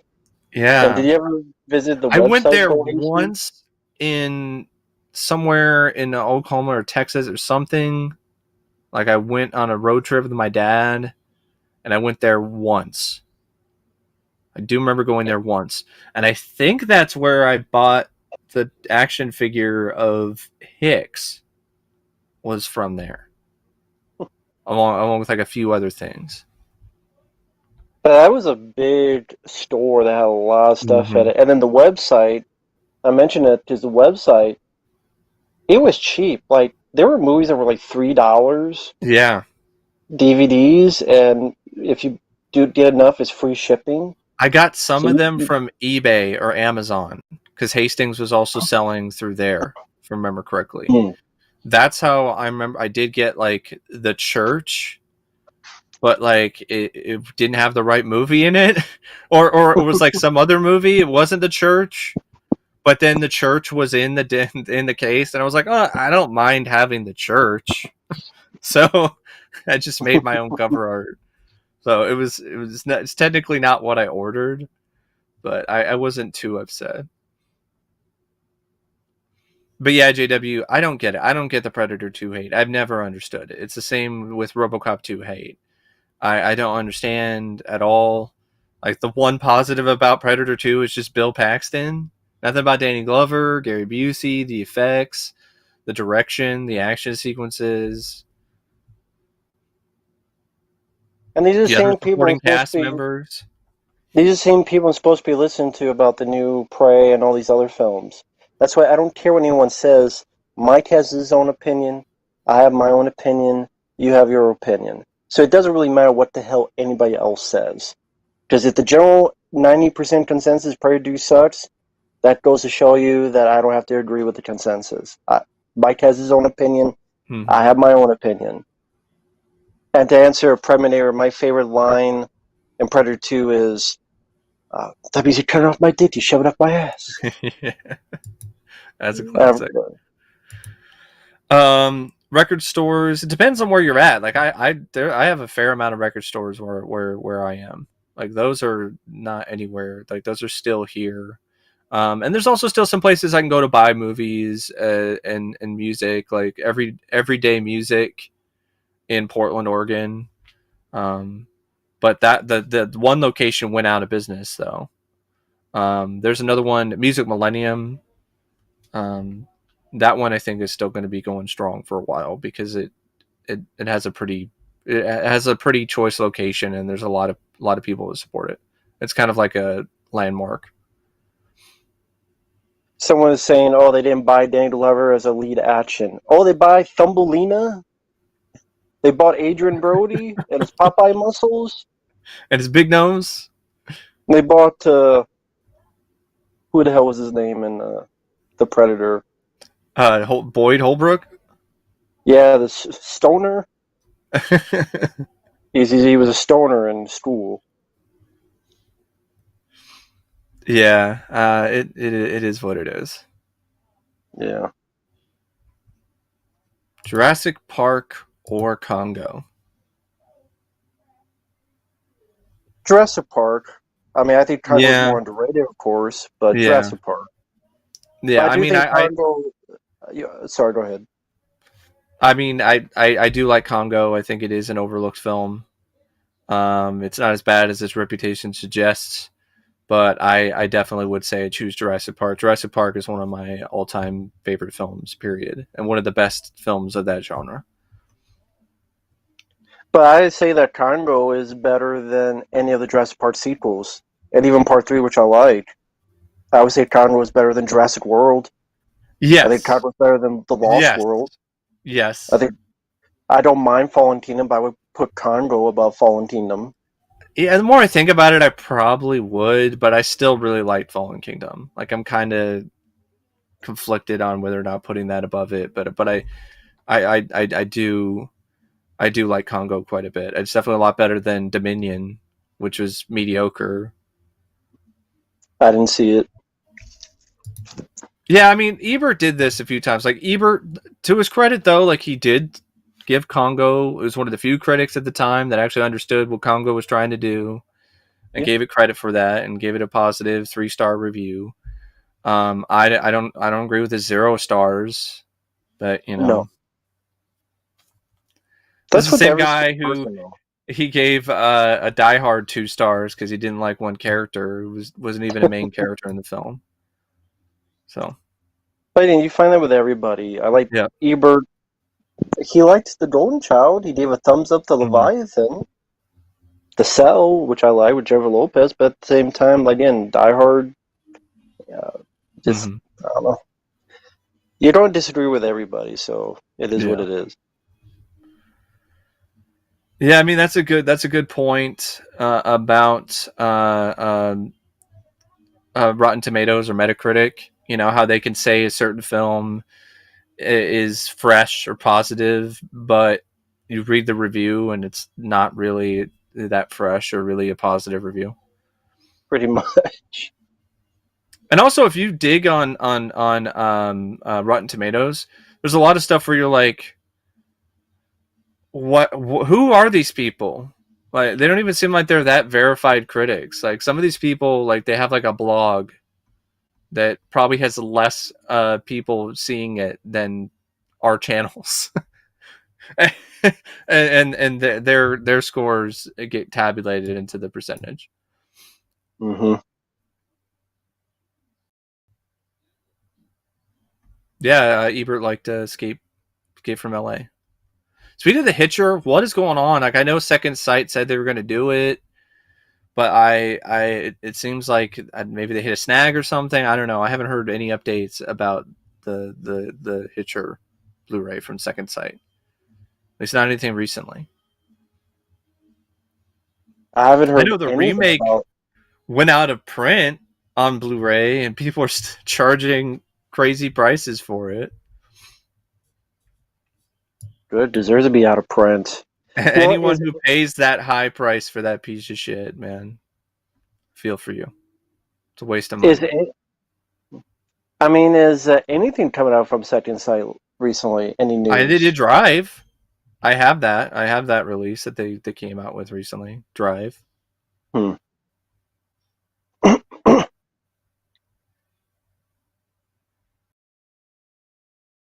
I don't know. I mean, We're talking about funny games being pretentious, yeah, and boring. Absolutely, definitely. just like Cronenberg's new film. That's a bummer. I kind of had a sneaky suspicion though that it would be kind of be something like that. I'll still give it a watch myself, but Yeah, I'm not expecting a return to form. there's not It much. had been so long since he did a body horror film that I think it's one of those cases of him being kind of out of touch. It's not even that much body horror in it. Yeah, yeah. You would make people think. Mm-hmm. The thing with the eye is just a telescope to look into Yeah. someone. And there's a lot That of stuff that's like highly praised lately. Like I saw Watcher. That film sucked ass. That film was boring, lame. It starred Micah Monroe, who was in It Follows, had all these positive reviews, and I was like, why? She's this woman who's married to this guy who seems like a douchebag, and she goes to Romania because that's where his job is. And then there's this. She starts thinking that some guy is watching her, and the twist is, oh, the guy that she thought was watching her the whole time, well, he actually was a creeper. And then he attacks her. She gets up and then shoots him after being slashed in the throat. I don't know how she lived enough for long enough to do that. And then the movie's over. I'm like, what the fuck was that? They were talking about it's so tense, it's so suspenseful. I'm like, I'm waiting. I was watching the film, waiting for things to happen. You know, you can have a slow burn and have it be effective, but you have to light the goddamn fire. You can't just take the match out and I call it a saw that. day. I saw that movie. It's called Rear Window Yeah, or definitely. Disturbia. or Mm-hmm. road games. Mm-hmm. Oh, you got a super chat from Bobby. Oh yeah, thank you, Bobby. Thanks again. Would I rather play War of the Monsters or Until Dawn? I don't have the consoles to play either of them, so I don't know. I'd have to look up those games and see what they're all about. One of these days, I would like to get a console, but like I don't have a lot of time, and I don't know. I don't know when I'd play it, but it would be kind of cool. It would be cool. I'm Until leaning Dawn towards an isn't. Sorry, go ahead. I'm leaning towards a Xbox, an Xbox One, because I Hmm. can play older Xbox games that I already have on that system. I was gonna say Until Dawn is a decent game. It's like a movie, but you Mm-hmm. do quick time events. But the story's kind of interesting. Although with that kind of game, I much preferred House of Ashes because it's like The Descent, a military movie, and Life Force put together. Yeah. Um. Let's see here. Oh, I could stream on a PC. Yeah, I could do that. I do have a new PC. I could, but I would like to like I don't know. I just would prefer to have a console again. Just to be perfectly honest. I'll tell you, Mike, you got no super chat. You just getting all the money. Thank you. You getting all the money tonight. Hey there, Gavo. It's like Rumble in the Bronx would be better than Prey, my favorite Jackie Chan flick. Yeah, that's a good one. It's a good flick. Um, Speaking of Jackie Chan, I saw a cool photo that had Stallone dressed as John Spartan with Jackie Chan. That was a Yeah, pretty awesome photo. Sadly, so the I remember closest that we'll photo. ever get to seeing those two like in anything cool compared to whatever they were doing in Burn Hollywood Burn. Yeah, I mean they were going to do a film, and then Stone left, and then that film got made. That's another film that never came out. Oh yeah, yeah. Did it Uh, actually get made though? Or was it like the Revenge of the Nerds remake where they shot a few scenes and they were like, nah. I thought there were pictures of them on set and making the film with John Cena and Jackie Chan. I just thought Yes, it was one of those films that Samaritan. just, I do need to see that trailer. I still haven't seen that trailer yet. I keep forgetting about it. Keep forgetting about that trailer. which one? Samaritan. Oh, yeah, they shot the movie, and I think that was going to be direct to video anyway, though. Maybe just had like an issue with distribution or something, and somebody didn't wound up not paying for it.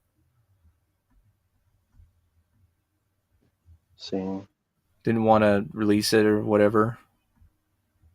me see.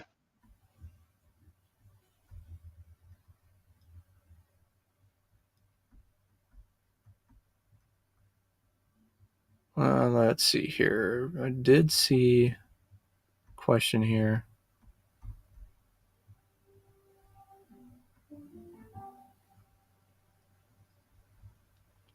Oh, yeah, this is from Monovol.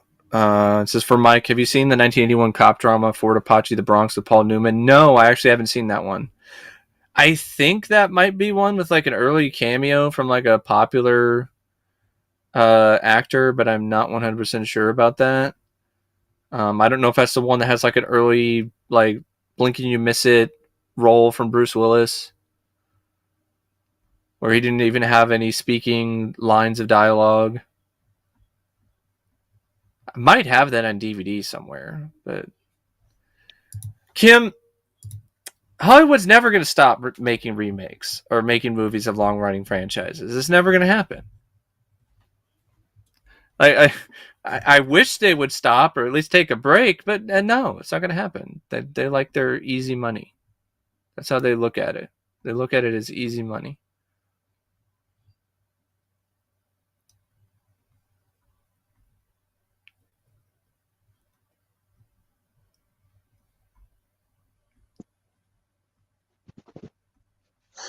Yeah, apparently I was looking it up. It was Project Extraction, also known as Snafu. I think because it was partly made with China, and then they just Ah, helped shelve it. Plus, they yeah, had that thing with John Cena pissing off China. yeah, China should have been pissed, and yeah. pretty much shelved, and no word on it getting released. It's from a guy named Obvious Hi Dude. He's like, "Do either of you like Middle Eastern food?" I don't mind it. I've had some of it. From there's like a Middle Eastern food place near my house. It's not something that I would say I love, but it's not bad from what I've had. Never had it, so I can't say I've never had it.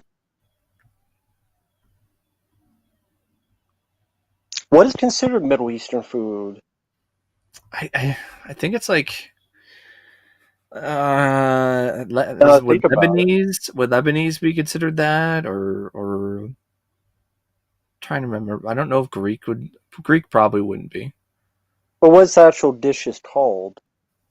Are I don't. they I really don't remember. Hummus, maybe, maybe. Yeah, never had hummus? hummus is pretty good actually. I never had hummus.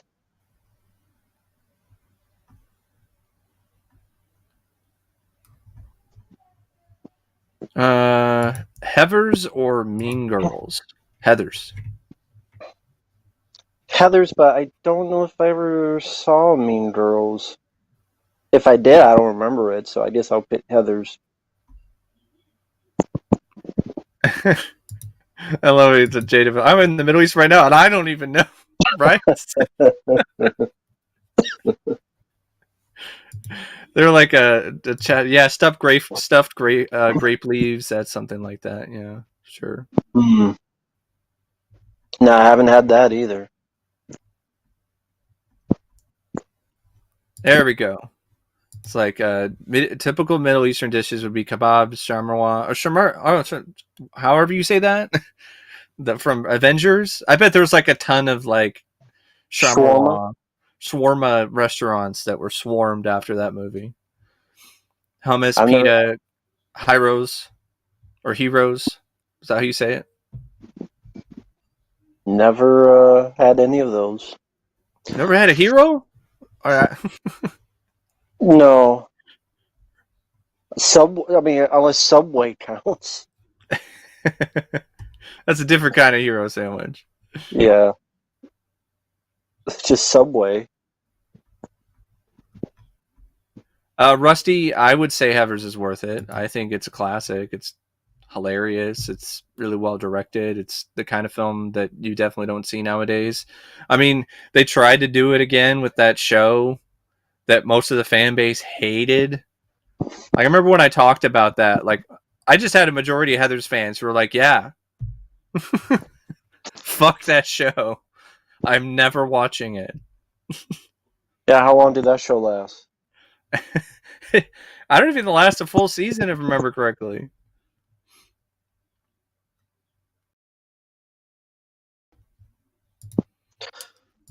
Yeah, people complaining about their favorite movies being unavailable for streaming. Yeah, it's lazy. It's total fucking laziness.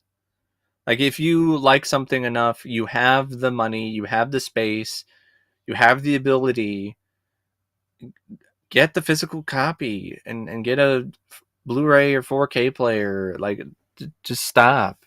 I don't want to hear you crying about it on Unless there's Twitter. no physical release. Yeah, exactly. If there's no physical release, then yeah, sure, that's understandable as well. But Yeah. otherwise, no. Oh my God, I can't watch Friends. Go buy the DVD.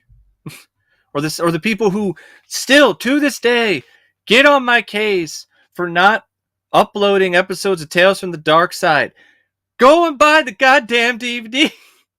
Stop bitching at me for my review of an episode. It clearly does not say full episode. God damn it. Yeah, it says review. To answer quick Preminator, no other Let's Plays coming. There's no request for it, so unless it gets requested, no upcoming Let's Plays so far. Ooh, Indiana Jones 5 or Prey, which will be worse?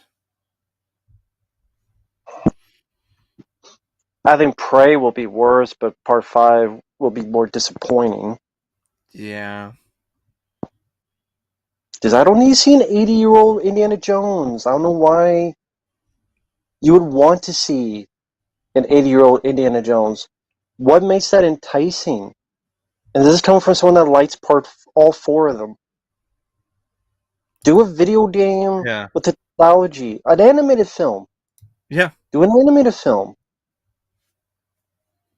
Am I the only person who's looking forward to Avatar: Way of Water? I mean, I gotta be. I would say I'm more curious about that than Prey, but I still don't think it's gonna be good because I think the writing is gonna be just as bad.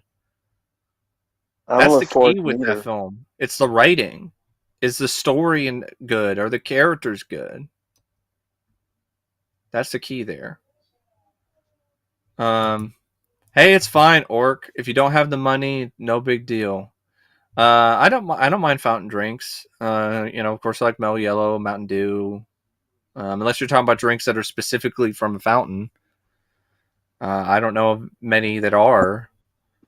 Um, I really, when I go to a restaurant or something, I like to mix Sprite with lemonade, and it's pretty good. Hmm.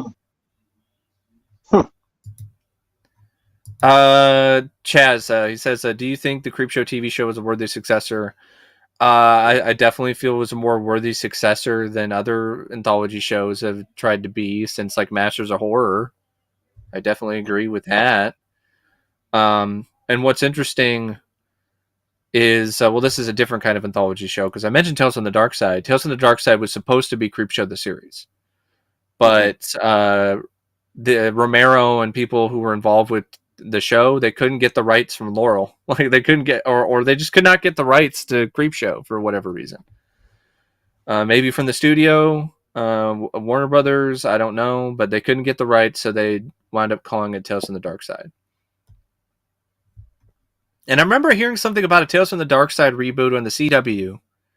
I don't know if people are aware of this, and it sounds like another thing that they did a pilot and it never was released. Because that's another thing. There's a lot of that stuff where a pilot gets made, like the Beverly Hills Cop show, and then like never gets released unless somebody winds up leaking it.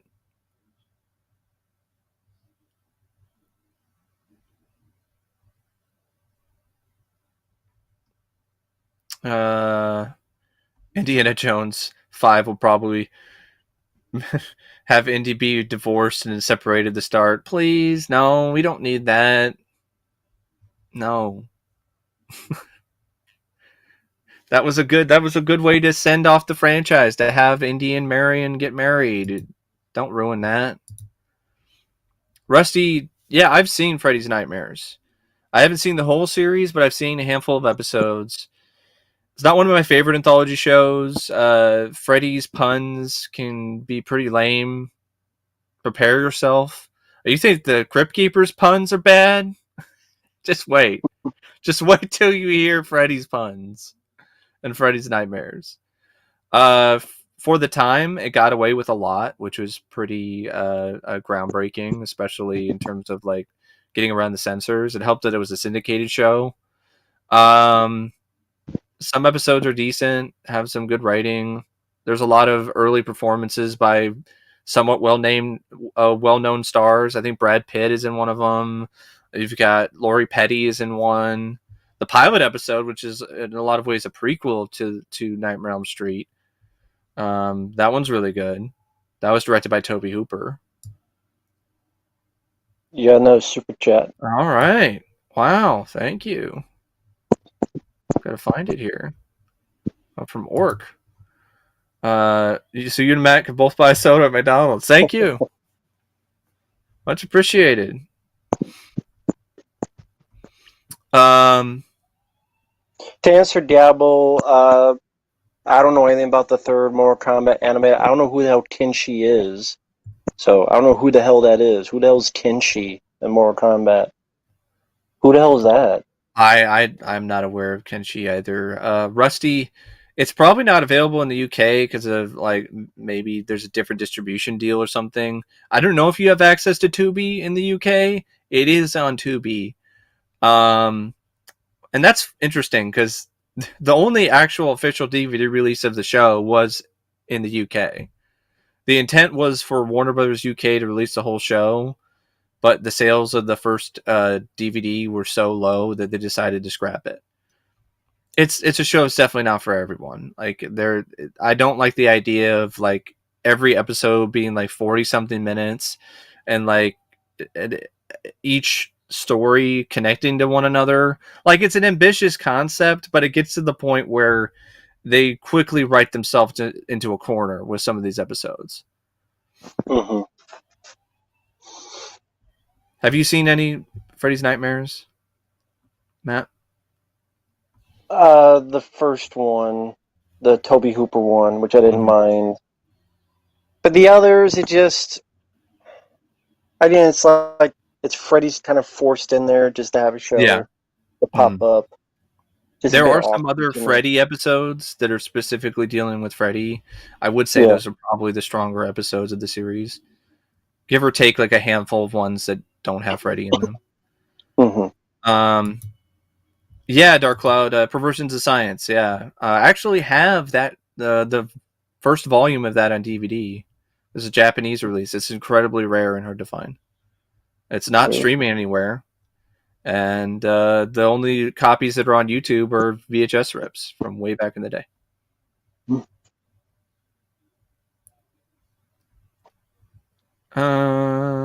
Nightmares and Dreamscapes. Yeah, I have seen that. I did see that episode, the one Battleground with the toy plastic soldiers attacking William Hurt. That was pretty good.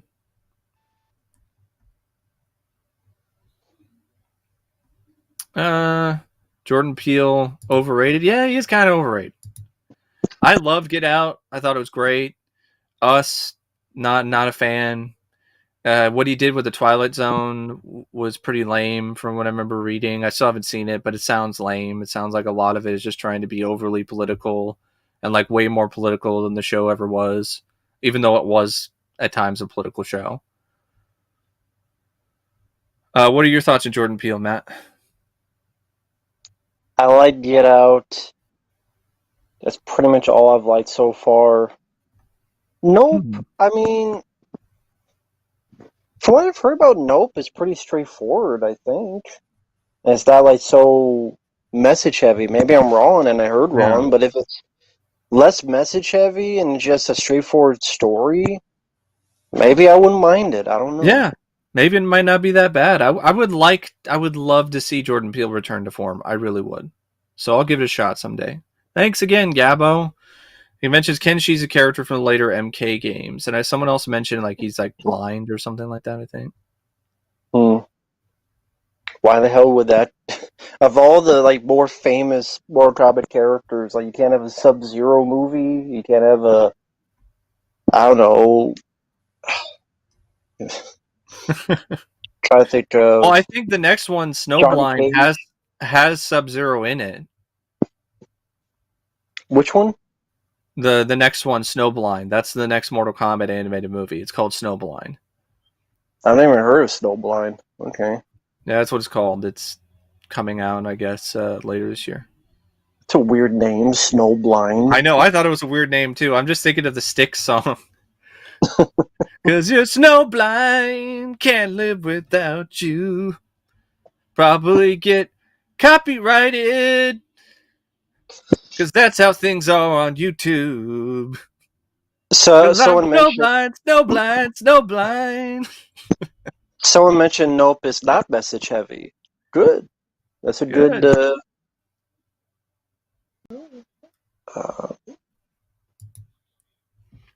Yeah, that's a good sign. Yeah, Rusty, I am hating the term elevated hair horror. I can't even say the term. That's how much I hate it. Yeah, I absolutely despise that term. It seems like it was invented by fucking hipster horror fans and fucking snobs. The same ones I gave Men a Pass, that's another film I saw just recently for request. You actually did watch that fucking shit? Oh, it was a request. I was a didn't paid watch it yet, request. but I flipped through it, man, and it looks It's bad. so dog shit. It's What about that ending, Matt? okay. Elevated horror. Yeah, they stole from Extro. Why is it that no one in these A24 horror films acts like a human being? The woman just stares for 5 minutes as a guy gives birth to another guy that gives birth to a guy that gives birth to. Then you have a green man, male poison ivy with branches sticking out of his Uh-huh. head, looking goofy. That's what's scary about that, Mike. What's creepy I about a don't know. male poison ivy leaves It's and not creepy branches to out of the me. It's head? laughable. It reminds me of Sean Connery in the Green Knight movie, whatever the hell that was called. Sword of the Valiant. Remember that? Sean Connery with the Yeah, antlers on his head and shit? yeah, that was shit too. Like what? How is that scary? And literally, the movie is, oh, here's a woman. Her husband was abusive and said, if you divorce me, I'll kill myself. So they need suicide, but it looks goofy because it's slow mo. The guy's, So it's as bad as it looked in the trailer? Great. yes, but they Okay. spread it out so you don't know right away because these flashbacks are scattered throughout. And it's just the reason she sees all these guys, she doesn't notice it because all guys are the same. It's all Of course. forms of toxic. Yeah. This guy's Toxic toxic. masculinity. Uh-huh. This guy's toxic because, hey, I'll pay for your drink. No, no, no, I will pay for your drink. This guy's toxic because literally there's a scene where she takes an apple. You Mm-hmm. shouldn't do that. Oh, like Adam and Eve, Yeah. Eve taking the Yeah. apple, the But green Matt, you don't man. get it. You I, don't I just get get it. it. It's about, every guy is the same. All guys suck. How about the double side? How about, Amber I Turds know. and you get a pink That's fluff why with slits?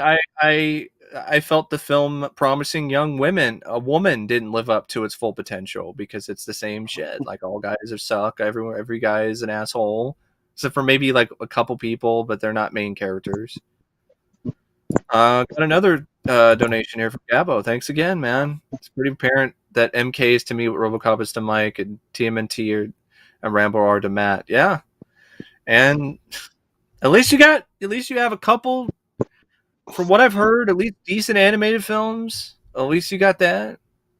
Yeah, they're good. Scorpion was better than the second one, but they're good. 820, yeah. Yeah, Men looks like feminist propaganda. Yeah. It is. It is. I saw it. There nothing happens, but Alex Garland and his fucking bullshit, pretentious, feminist piece of shit. All men are the same. They're all toxic, and that's just all the entire fucking movie for hour and 40 some minutes. There's nothing else Yeah. to it. The character, that's the thing, they don't make characters. The lead lady's not even a character. All you know about her is her trauma. There's nothing else. She's not a character, she's just a Yeah. fucking prop. She's just a fucking symbol for feminist Yeah. bullshit. Cardboard That's all it cutouts. is. It's it's what happened with Ari Aster in his films. These characters are just trauma puppets. Hereditary, Midsommar. Again, films that people love and were praised like Prey. These are the best horror movies ever in the past 10 years, Mike. Hereditary. No. It's so scary. No. Burger King crown. Fucking Jughead. No. Jughead. Nope. Nope. How about No, thank you. Midsommar? Someone dies, and 5 minutes later they talk for 10 minutes about the school paper term. Yeah, Term Tyler. paper. I miss Sam Kinison. That's the kind of person we need today. Like Sam Kinison would have a field day with this fucking shit. Or George Carlin. Comedians who like were not politically correct, told it like it was, went for the jugular. But yeah, exactly. Sam Kinison would be, if you ever heard of Alex Garland's Men. It's like, ah! That'd be better. Uh,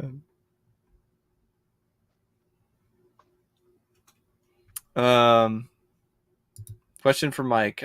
Which Rambo film do you like more? Rambo First Blood Part 2 or Rambo 3? Honestly, Rambo 3. I like Rambo 2. I don't like it as much as Matt does. It's just me. But Fair. Rambo 3 to me is just an action epic, the size that we will never see again in terms of like real helicopters, real explosions, shot on location. It's like Lawrence of Arabia, but as an 80s action movie. Well, for good. For me, RoboCop 1. I like RoboCop 2's underrated sequel. Doesn't deserve the hate it gets.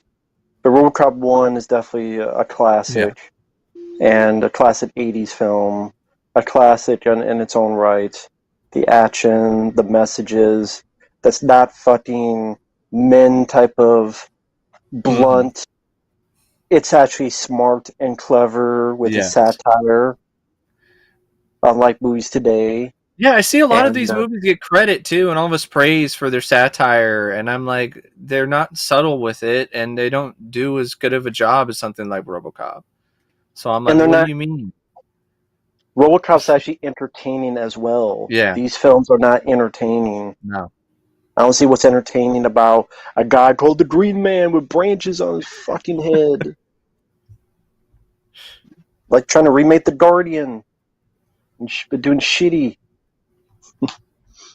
Yeah, that film gets a lot of shit. Better I'm than glad. men. I'm glad I could help you help out your day there, Tyler. Whilst you're together, thanks a lot for the top 100 action movie stream you did. Got me through decorating my friend's room. That was top stuff. Awesome. Glad you enjoyed that one. I hope the decorating went well. Thank you, Rusty. And they said there's a scene in Men where the guy goes ah and then crashes. I Is that forgot real? about that. Yeah, I forgot about that. You can say it for a lot of A24 horror films. They're more funny. Yeah. Like Killing of a Sacred Deer. Hmm. I think that also had Colin Farrell, where they're like they all put bags on their head and they're trying to kill someone for this thing, but it just comes off goofy and silly. Like the beginning of Midsommar, which was MacGyver's Yes. wet dream. Yeah. Or the the scene in Midsummer where they jump off the cliff and then some of the um, people get their heads bashed in like they're at a Gallagher show. That one too. And then 5 minutes later, they're not talking about the people that died. They're talking about, oh, you stole my paper or whatever the hell. You Yeah, stole my you stole my my thesis. I'm like, this is what you're worried about? Your thesis? But this is, grade A stuff. Another problem too. You're not very sympathetic to any of these people, unlike something like Rambo, like First Blood. You're so sympathetic towards John Rambo in that movie. It's a big reason why that film works as well as it does. You're like, so all I wanted was something to eat, that kind of thing. Where it's like, just leave him alone. The So, fuck, just let him get something to eat.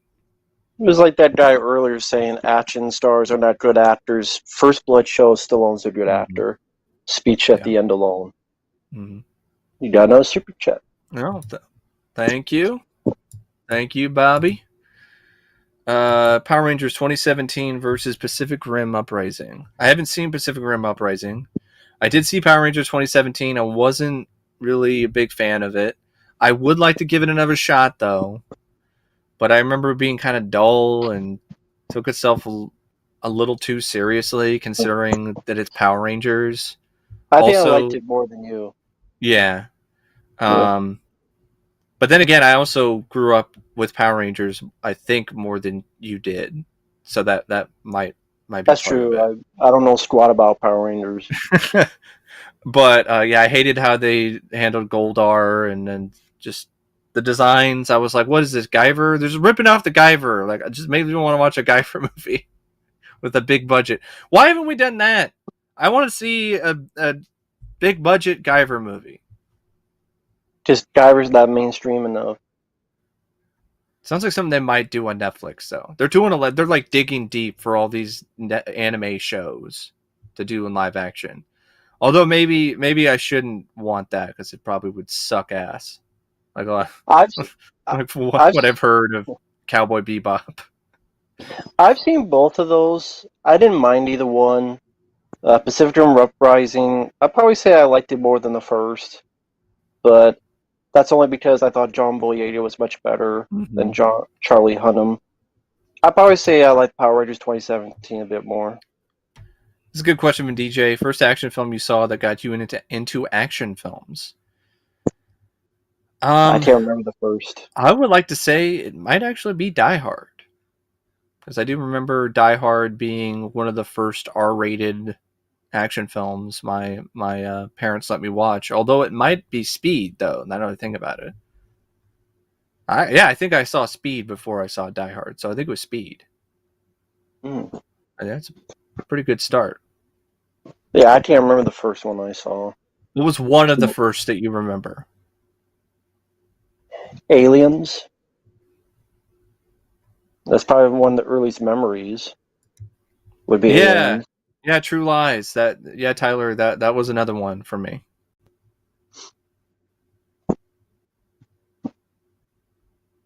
Terminator 2, yeah, T2. That's when I saw when I was pretty young too. I love how they keep saying we hate women, and what's behind me this poster. Yeah, but that actually had a story and competency. uh, um, what about this movie with Mila Jovovich? Like I love that film, Doesn't matter. Yeah, but can't please everybody. no, no. Yes, Pred, we will absolutely admit it if it surprises us. We do that all the time. Like, I did that with the Batman. I saw that in the theater. I paid to see that in the theater, and it surprised me. And I didn't like the trailer as much as Matt did. And then as it went on, I had doubts about it because like Mike was having doubts about it. I'm like, I don't know, is this like the running time? Like I don't know, is Mm-hmm. this? But I really enjoyed it. I mean, I've liked a lot of films this year for because heard people say I hate everything. I could Yeah, have a this top year 10 right here. for me, this year has definitely been better than last year, and it's honestly been one of the better years that I've personally experienced when it comes to like the amount of films that I liked. Like, there's been disappointing movies for sure, Yeah. but honestly, out of the films that I've seen that came out in 2022, uh, the the the the amount of films that I wound up liking are a lot higher than the films I didn't. Like, there's a What's couple the films. There's some films I thought were okay, like The Lost City, but I mhm. didn't hate it. What's the three you hated the most? Scream It 5, doesn't have to be ranked, but definitely Scream 5 is on there. hmm Um, Gotta look it up actually. Films of 2022. I didn't like X, but I don't know if I would say I hated that more than the Texas Chainsaw Massacre, the I did not latest like one. it. I didn't like it either, but I would not say I hated that more than than the new Texas Chainsaw Massacre. Especially with all the passes it's getting from people. Oh, it's gory. It's like, By so the way, I recommend to you Hustle with Adam Sandler and deals with okay. basketball. I think you would like that I too. like the trailer, and I'm a big basketball fan, so yeah, I should definitely give that one a watch. That was a good movie. Adam Sandler should do more of those. I think he will, because he's gotten a lot of positive buzz for Uncut Gems, like a lot of it. Um, I did not like Watcher. That sucked ass. That was lame. I would say it probably is worse than X. I know a lot of it's just horror films, because that's a lot of the worst. Uncharted was pretty bad. Morbius, that's it. Morbius. Yeah, Morbius. I Scream would 5. say Scream 5, Texas Chainsaw Massacre, and Morbius for right now.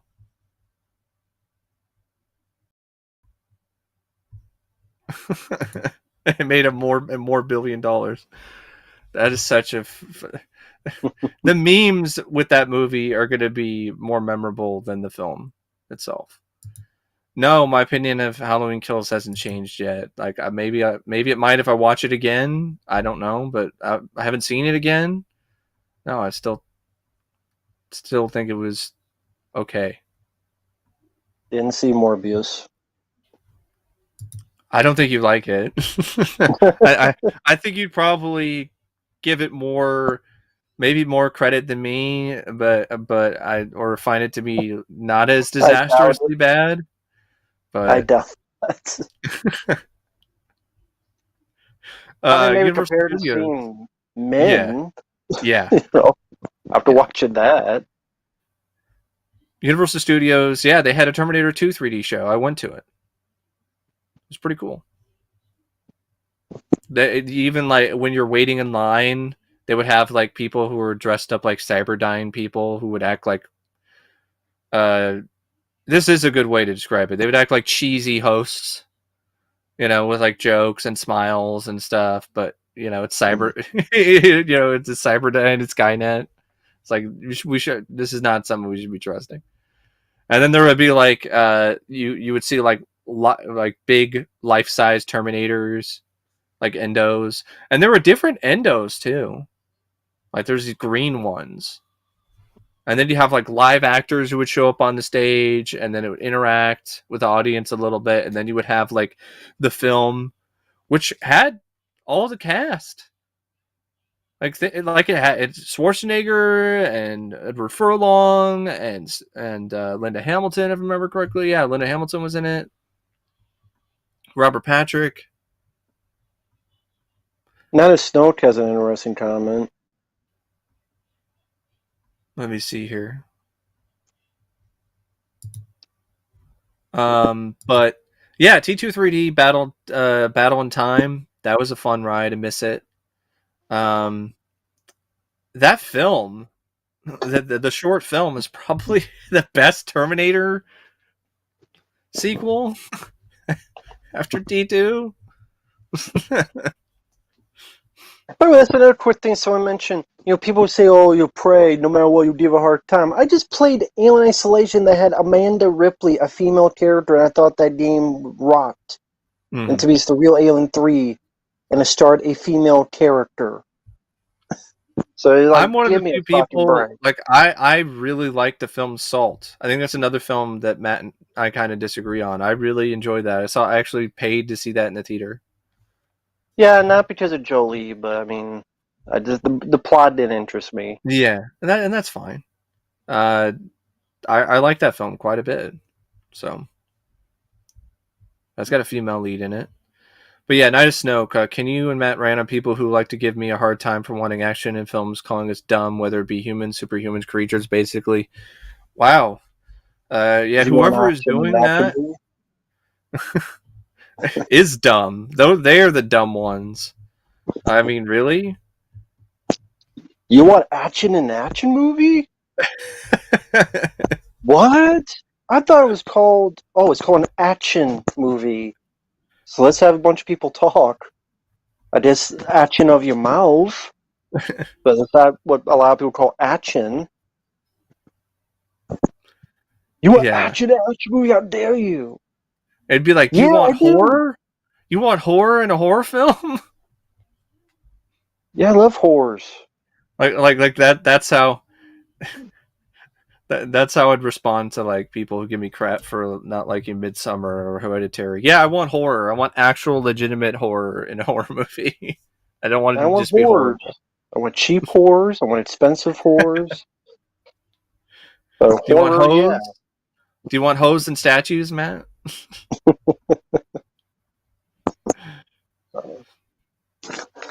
Mike could have told you about being attacked for having a different opinion on Prey. That was just the trailer. Yeah. I'm gearing up for, when I upload the review. It's like fucking Christopher Nolan now. Yeah.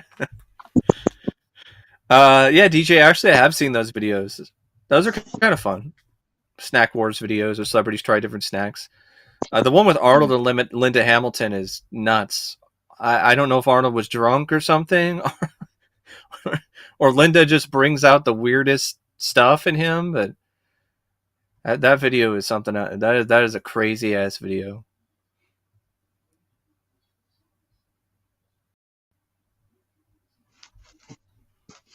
Oh yeah. Of course. Matt and I saw this coming. Like, if you don't like the movie, you're racist. Yeah, or you're I sexist or said whatever. that. We said that. We fucking said that. Wow. We called it how long ago?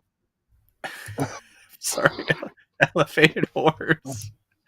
That now that's something that I I don't hate. I don't hate elevated horse. Especially with Aerosmith music. Loving an elevator. Yeah.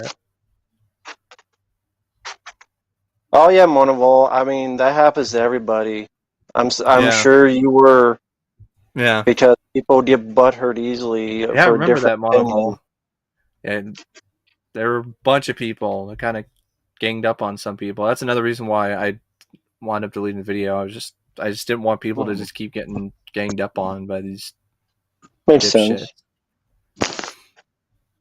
I mean, didn't you put rant in the fucking title? I did.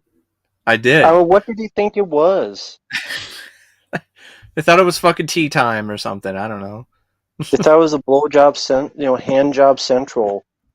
Oh, this is rant. I wonder if he liked it. What the fuck do you think rant sounds like then? This is called rant. It's not like you're hiding it. It's titled rant. I wonder if he gave it 4 or 5 out of All 5. right. Hey, Monoval, here's a quick prayer for you. I hope you don't suffer. Hope you don't suffer too much. Matt, almost like you're doing the diamond cutter thing. Like, you're gonna, I was trying to gonna do the he's American gonna Ninja thing. Where he's, the hell? he's gonna be like DDP and give Prey a diamond cutter.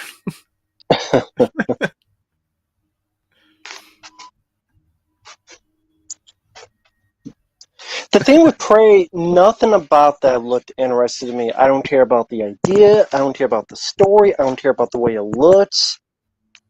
Nothing about it interests me. Yeah. And I've seen enough movies. Yeah, But yeah, Matt likes sometimes I'm Blade. surprised. Yeah, Matt likes Blade. Yeah, and to quote Blade, motherfucker, are you out of your damn mind? Yeah, Just I mean, these Predator. motherfuckers always trying to skate up ice hill. Or skate uphill. If they're praising it for being so progressive, why are they not praising this film for having a black man in the lead? Yeah, I don't get But it. that doesn't matter, I guess. Bobby, yeah, I have had Wingstop. I was disappointed, actually. I got it for lunch, tried a few different wings. We did mostly get boneless. Maybe that was it, but I don't know. I just thought a lot of it was just the equivalent of something I get out of a microwave. It was disappointing. It would cost a decent amount of money, too. Oh yeah, did you hear the rumor about how she kills the Predator? No. Was that with the gun? No, like something bounces off. Like the Predator's shoes, it bounced off, and then she cuts the Predator's head off or something. Something like that. For people in the chat, I mean, they were telling me about it. Great. Like Thanks, something about. Gabo. Apparently, he made a picture with us on Facebook. I'll give that. I'll check that out. Thanks, Gabo. I would gladly like to see it. Thank you, Diablo. Bounces? What is this? A fucking bouncy castle?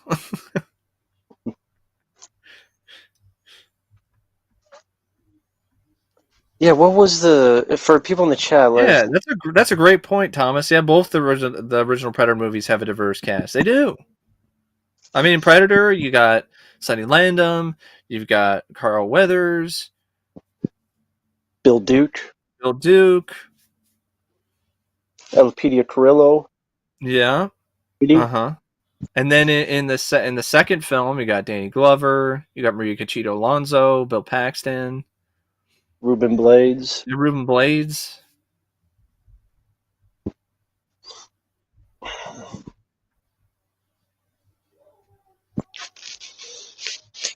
Even Pred's like he didn't hear that rumor about the ending. I don't But maybe know. they're hiding it. I definitely hope it's not true. Yeah, I love that scene too, Tyler, and Predator 2. Fuck you!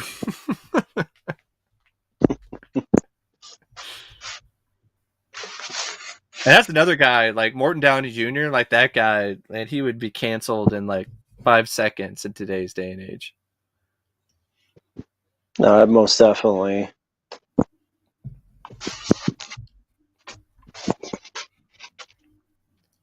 Did you ever see the Tales from the Crypt episode with him? House, I think what was it called? I don't think it was called House of Horror. I think that was another one. Television Terror. Mm-mm. I recommend that one. It's quite good. Okay. I know you're not super big on Tales from the Crypt, but he's an asshole in that. But he's like Bill Pope, like he's entertaining. Mm-hmm.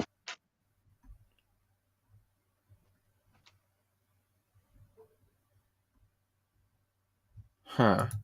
What are bull trash movies you guys are, I guess, most allergic to the most? I don't know. Alien 3? That's one of them, probably.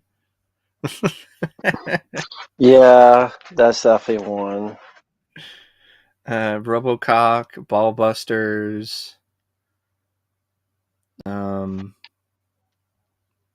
What about you, Matt? A24 horror films. Like Men, yeah. Woke shit. Recent Marvel stuff. Uh-huh. Nowadays, a lot of superhero, like comic book superhero movies. Mm-hmm. Yeah, that's a good one, Moneyball. The Last Jedi. Yeah, The Last Jedi, that's definitely up there. Because I saw that in the theater. And man, what they did to Luke, I was just like, I couldn't believe it. I don't remember if this was the case or not, but I remember like I think I got like audibly upset like near the end, and then some people in the theater were like shh, and like I almost wanted to be like no. I wanted to like turn around and be like, no, this movie fucking sucks. I'm not gonna shh. Terminator, I still like Alien Isolation. Wanted to answer his question. Yeah, I was the same way, Jack. Like that film, it needed fucking subtitles. They were already speaking like ye old English or whatever, and they all had this thick British English accent, and the sound mix was horrible. Like it was either too loud or too quiet. Yeah, I had the same experience, Jack. You're not alone. I'm sorry I keep going back to this, but it's a big question since it's coming out in a day or two. Mm-hmm. You know what Prey reminds me of? This Buzz, the film I think of now? Ghostbusters Afterlife. Yeah, okay. It's the best since the original. Yeah. This is what people have been waiting for. And how much did you love Ghostbusters Afterlife, Mike? I mean, when I left the theater, I was duped by it, but then I thought about it more, and then I'm like, no, it's not that great. I still think Afterlife's going to be better than Prey. This had the same buzz though. Mm-hmm. High ratings, and that's why I don't trust anything. I have my own opinion. And here's the thing: even if I have a gut feeling, once in a while I'm surprised. But a lot of times I've seen enough movies to know my gut feeling. Usually, 80% of the time, maybe. Yeah. I have a feeling this will be the same, and I'm fine with being alone. Maybe that's where I'm at. I'm fine if I'm the only person. You're fine if you're the only person. Yeah, we don't. We just want to be honest and open with our opinions. Like we're not gonna toe the line. We're not gonna not say something because we're afraid of popping a bubble or not being in somebody's bubble. Like I don't give a shit about that. And yeah, Drew. Yeah, I would agree. We're pretty allergic to both the Leprechaun and Neil Breen. In fact, like if Neil Breen made a Leprechaun film, then that would probably cause us both to break out in hives. Yeah. Can you imagine that shit? Neil Breen's Leprechaun. Yeah, I can actually. Yeah, I've seen the Ice Pirates. It's all right. It's okay. I don't remember much about it. It's not great by any means. It's a decent movie. I have it on DVD. There's something about space herpes or Herpes. something. Yeah, space herpes.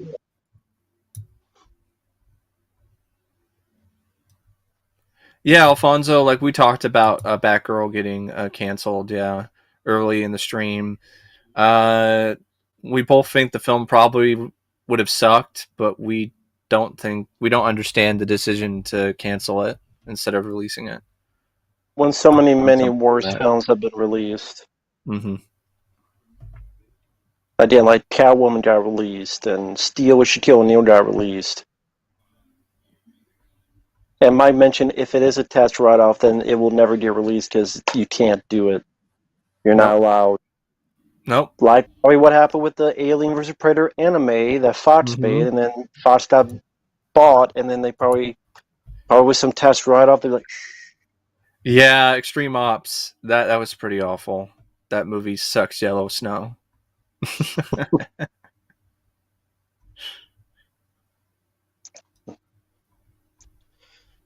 Yeah, I heard about that Predator, that Hulu is the home for Alien Predator, new Alien film and show debut there. I don't give a shit. I don't want any more Alien films or shows. Unless they're going to take a page from the recent video games. Otherwise, I don't give a fuck. Don't care. Well, they definitely had enough hope for it to put in theaters. Oh, wait. Well, not with Prey. Yeah, exactly. Straight to Hulu. And I don't think the Alien movie that they're going to do is going to go to theaters either. No, I think they're doing a TV show of Alien as well. And that's Hulu. And I did see the trailer for Samaritan. It did nothing for me. It looked like Unbreakable meets Hancock. But with Stallone and some other kid. Those are pretty awful too. Uwe Boll's shitty video game films. It's insane how many video game movies that guy did. Yeah, a lot of tax breaks and other stuff overseas. Yeah. And what is Clint Eastwood compared to the guy who did Amazing Bulk? I don't think Mike's ever seen that one. I've seen reviews of it, and man, I reviewed it. Looked horrible. Oh, yeah, the top 50 worst sequels video we did a decade ago. Yeah, that's gone.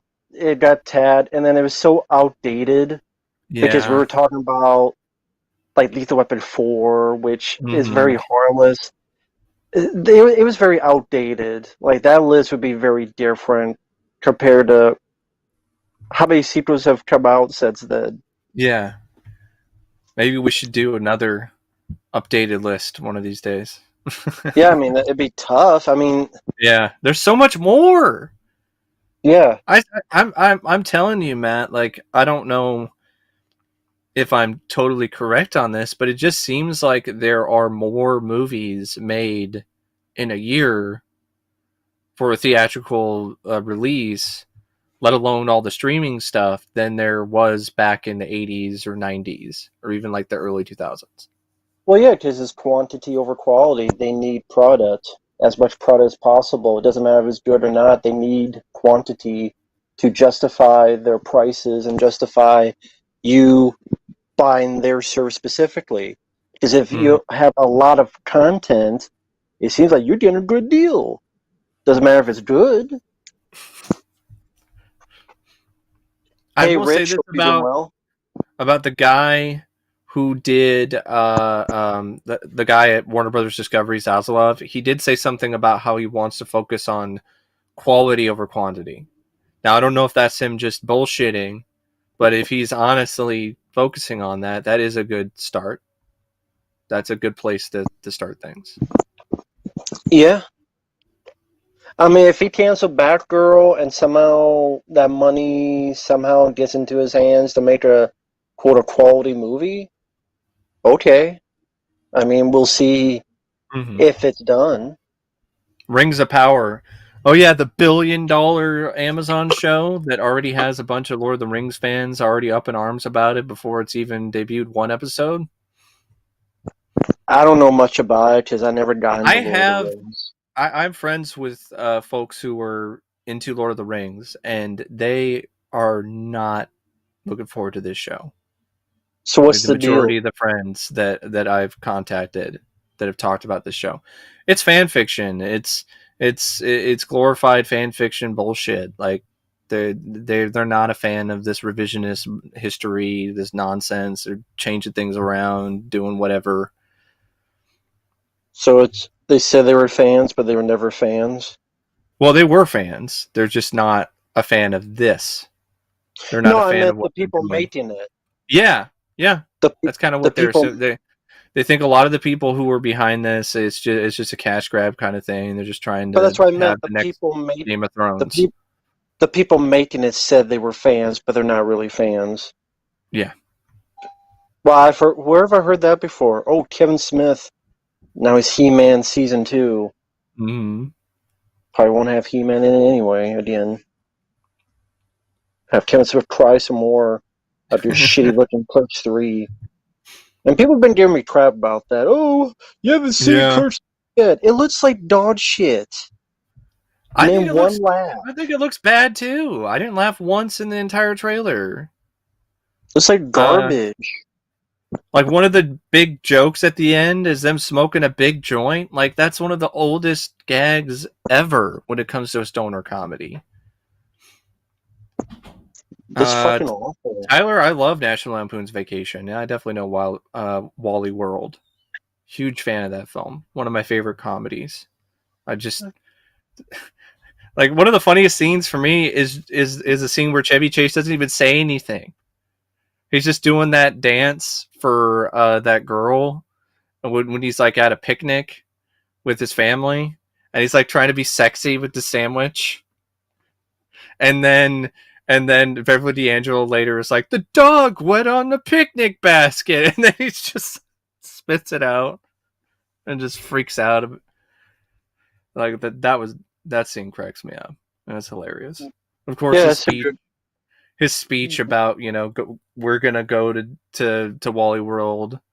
He's lost his damn mind, Yeah. and John Candy was a lot of fun in his cameo, and yeah, I love National Lampoon's Vacation. The second film's disappointing, European Vacation. I like the joke where they're going around and around and around for what seems like days.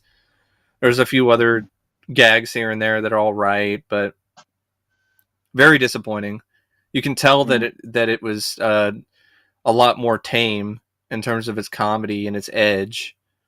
I don't Mm-hmm. know why they decided to go that direction with the franchise.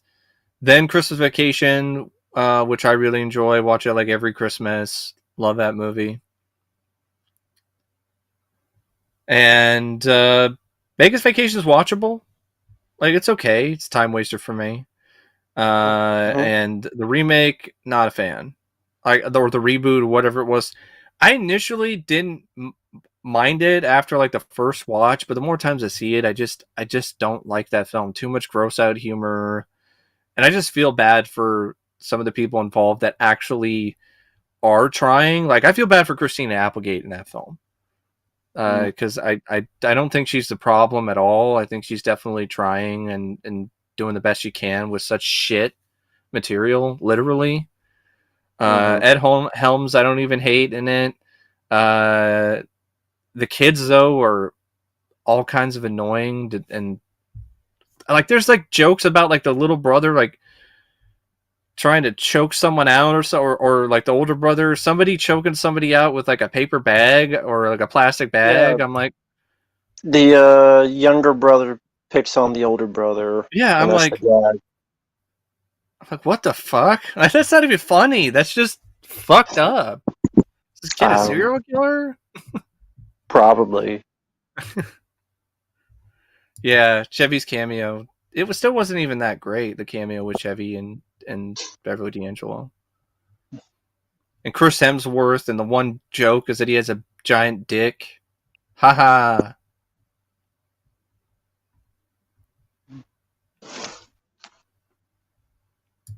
Oh, yeah. I'll get back to the Johnny. I'll get back to the Bruce Willis marathon sometime. I was just taking a bit of a break and I was going pretty hard in this Bruce Willis movies. Ooh, Josh Trank's comment on how he doesn't want to see a bunch of white people. So he doesn't want to look in a mirror?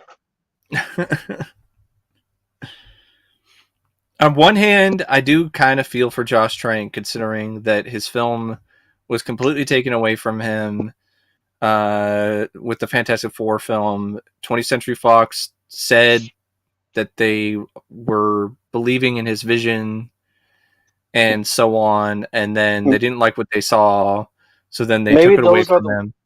Maybe those are the white people he's talking about. He doesn't see those white people.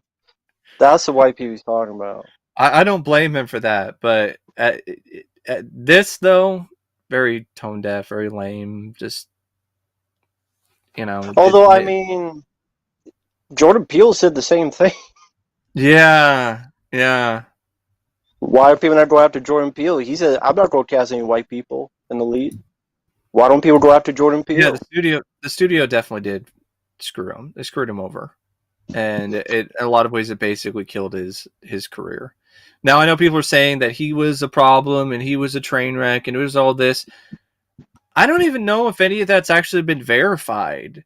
It sounds like a lot of that could have been just made up by the studio to make it seem like he's, a train wreck of a person. Mm-hmm. Yeah. But he's saying stuff like that, so maybe it's not that far off. But I don't know. Well, Sam, I meant he cast Michael Wincott in Nope, so I guess. I mean, it's the lead. He said he would never cast a white guy as the lead in his movies. Yeah. I think he's talking about Run and Kill. No, I've seen that. I've seen that. That's the Asian film. It has one disturbing bit. It's a bit where a guy's daughter gets burnt alive while he's made to watch. It's like a little girl. It's an Asian action. Kind of. Yeah, I mean, is it kind of like the scene of Mandy? In a way, yeah. Okay. In a way, yeah. I won't give too much away about that one. Yeah, I mean, I have a review for it up on the channel. Speaking of foreign films, have you heard about The Sadness? I heard about that one. I've heard some pretty crazy things about that film as well. It's crazy bloody, there's a insane amount of gore. No, I don't know what The Sadness is. Yeah, that's a good point, Monteval. The studios did do the same thing with Joel Schumacher, with Batman and Robin. We want a toy commercial. We want it to be toyetic. We don't want you to really do much more than that. And he did what they asked him to do, and he did add some things in there. His typical, some of his quirks and so on. And I think it is kind of lame, to say the least, that people are still riling or railing on Joel after he's dead, for Batman and Robin. I mean, it was got to the point where even when he was alive, he felt like he had to do an apology for it on camera. And to me, Joel Schumacher is just he's always been much more than the guy who did Batman and Robin. He did Falling Down and The Lost Boys and Flatliners and exactly a lot of other good films. 8mm. 8mm. Sadness is pretty crazy. Well, I hope it's better than The Crazies, because that's honestly one of my least favorite Romero films. Yeah, I actually like the remake more. Still need to see the remake, to be honest. That's the one with Timothy Oliphant. Timothy Oliphant, yeah, where it I speaks actually with didn't his mind. teeth. Yeah. I thought he did fine in that movie. It's not too. I don't think it was that bad of a remake. It wasn't too toothy of a performance, you know. No, no, it wasn't Hitman. Your headstone is always gonna read, always in the wrong place at the wrong time. Thank you, Premonitor. Thank you for the kind words. Stop speaking through your teeth.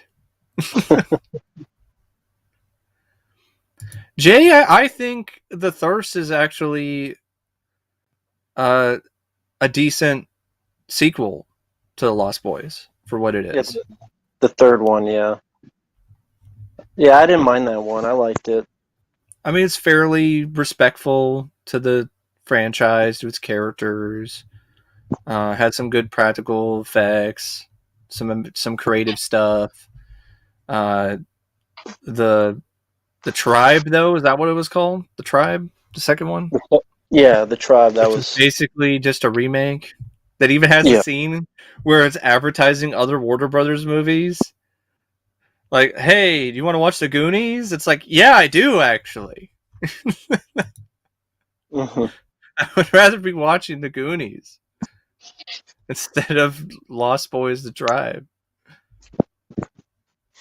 Oh yeah, I might as well talk about this. Yeah, Nichelle Nichols, she passed away. She played Uhura in Star Trek. I grew up with the original Star Trek films with the original crew more than I did the show. Um, Always thought she was pretty solid member of the crew of the Enterprise. It just reminds you that there's just a lot of these people. They were when they did that show, like you know they're up there in age right now, and there's a lot of them that just aren't here anymore. I Hmm. mean, DeForest Kelly passed away a while ago. Leonard Nimoy, uh, James Doohan, the captain Kirk is still around. He's still. I mean, it's pretty amazing. Like he's in his 90s. He's going into space. He's hosting all kinds of shows. Still lively. Had that fun moment at Comic-Con where he took a shit on current Star Trek, which is pretty cathartic. Yeah. Yeah, he said Gene Roddenberry would be rolling in his grave at the Star Trek of today. Yeah, absolutely. With the fucking deconstructive bullshit, which is a trend that I hate, and I hope it's over soon. I'm not holding my breath, though. It'll be over soon. Yeah. Yeah, he's past 90. He doesn't even look 60. Yeah, he's.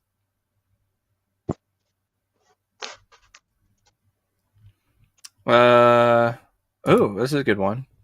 Top 5 actors you wish would have done a horror movie.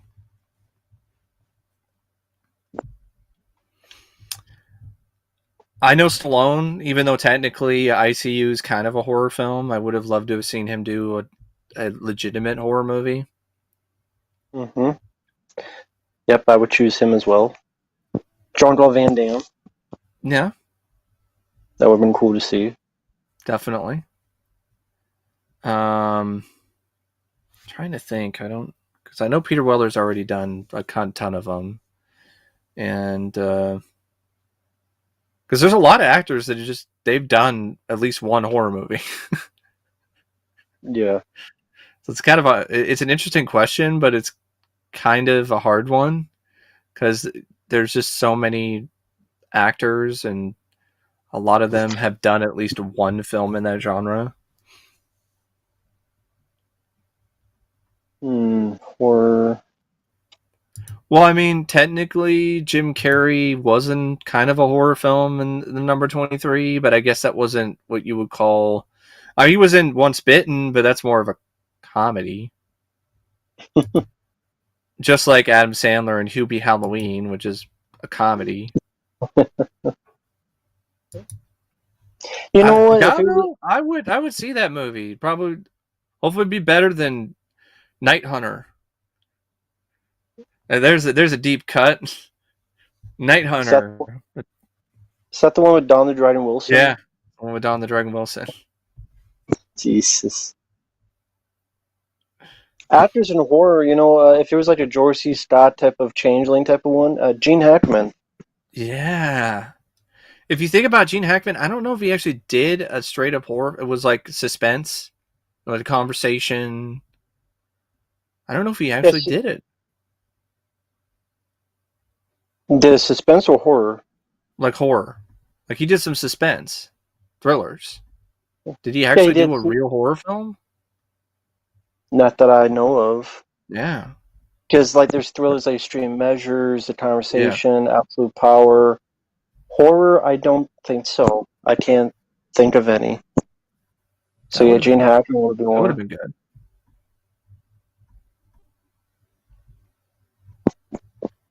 Yeah, that's true. Sometimes actors you would never think of being in a horror movie that do great. Like initially, someone like Kevin Bacon, when he did a few of those things. Or, who was it in Stir of Echoes?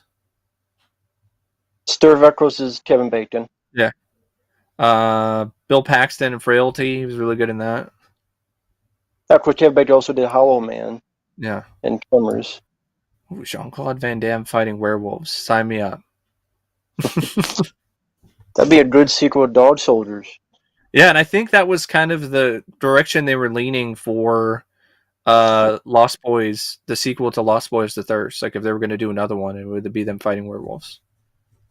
Oh Honestly, yeah, watching 40 that film watching that film just made me want to see a show. Like it felt like that cast could have made for like a decent like streaming series or TV show or something. Lost Boys show with one of the Frog Brothers, Corey Feldman, and this cast of characters fighting other monsters. Oh yeah, David Warner also passed away. I remember him, of course, from Turtles 2. He was also in Star Trek 5. I was in that as well. And He was in Waxwork. Yep. And no, he wasn't initially cast as Freddy. Apparently, that's a rumor that was never actually real. It's just people have been spreading that ever since. Apparently, it's not accurate from what I've been hearing. But yeah, we've been going on for almost 2.5 hours, so probably get ready to call it a day to answer a couple more questions. Starting to run a little bit low in steam and need to eat sometimes, as usual. Yes. But I'll answer a couple questions here. Have we seen Will Smith's apology? I did see it. Part of me is like, some of it is a little more honest than some things that I've seen, but then a lot of it is still very calculated, still very, very much one of those things where it's structured in a way where it feels like it was written down and isn't necessarily coming from the heart, which sucks. I think he really just needs to get away from Jada. That's really my opinion in order to really start to like fully heal. Also, at the same time, I think he should have. I don't even think it was a good idea. I don't think it was a good idea to do the video. Especially to kind of just bring things up at this point, especially when Chris doesn't want to talk about it. So you're just kind of bringing up old wounds that Chris isn't really ready to necessarily deal with at the moment with you. So it sucks. The whole situation is just all kinds of insane and crazy, and it'll definitely be hard to look at Will the same way after like that one moment. But that's just what happens sometimes when stuff like that in life happens. You want to know what I think of his apology? Mm-hmm. I think it was total bullshit. And you know what? It actually makes me want to take a piss. So that's what I'm going to do. I'm going to take a piss and imagine I'm pissing on his apology and his hospitality because I won't allow it. So I think it's all a bunch of bullshit. Troll 2 quote. All you're not that right. fucking sorry if you're partying afterward. Hey, Yeah. I won an Oscar. You know, it's Mhm. oh my god, people talked a lot of shit about Jada. I'm sure Jada roasted his ass verbally behind the scenes Yeah. when he took it. Leave her ass, divorce her ass. It's not like she's getting a bunch of set it off paychecks to Precisely. fucking call, Yeah. afford that damn house. Jada's a bitch. Yep. Will, get your fucking nutsack, heave it up, grow some ball hair on there, get away from the bitch. Yep.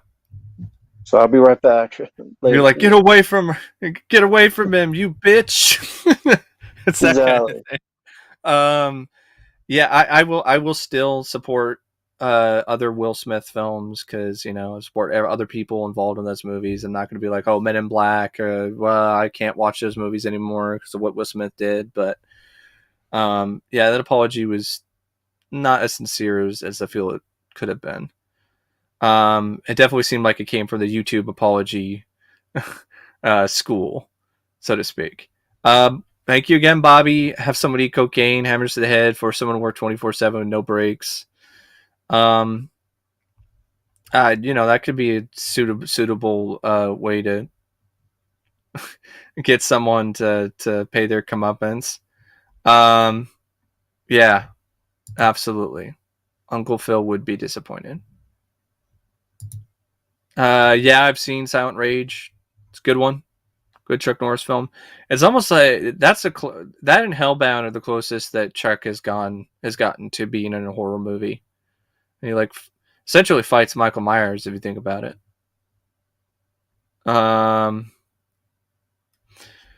So yeah, Matt's gone to go take a piss on Jada. And I really don't know what else to say. I mean, I'll answer this one last thing here. What is my favorite R-rated comic book film?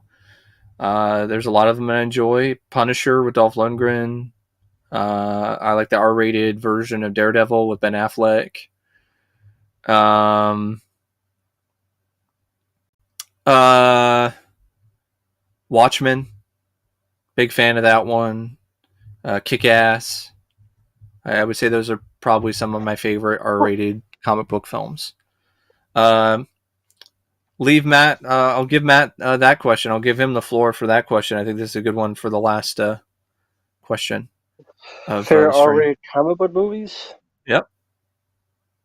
Dread, Dolph Lundgren's The Punisher, Yeah, Dread would Thomas definitely Jane's The be on there. Punisher, Mm-hmm. and Dolph and Thomas Jane's The Punisher.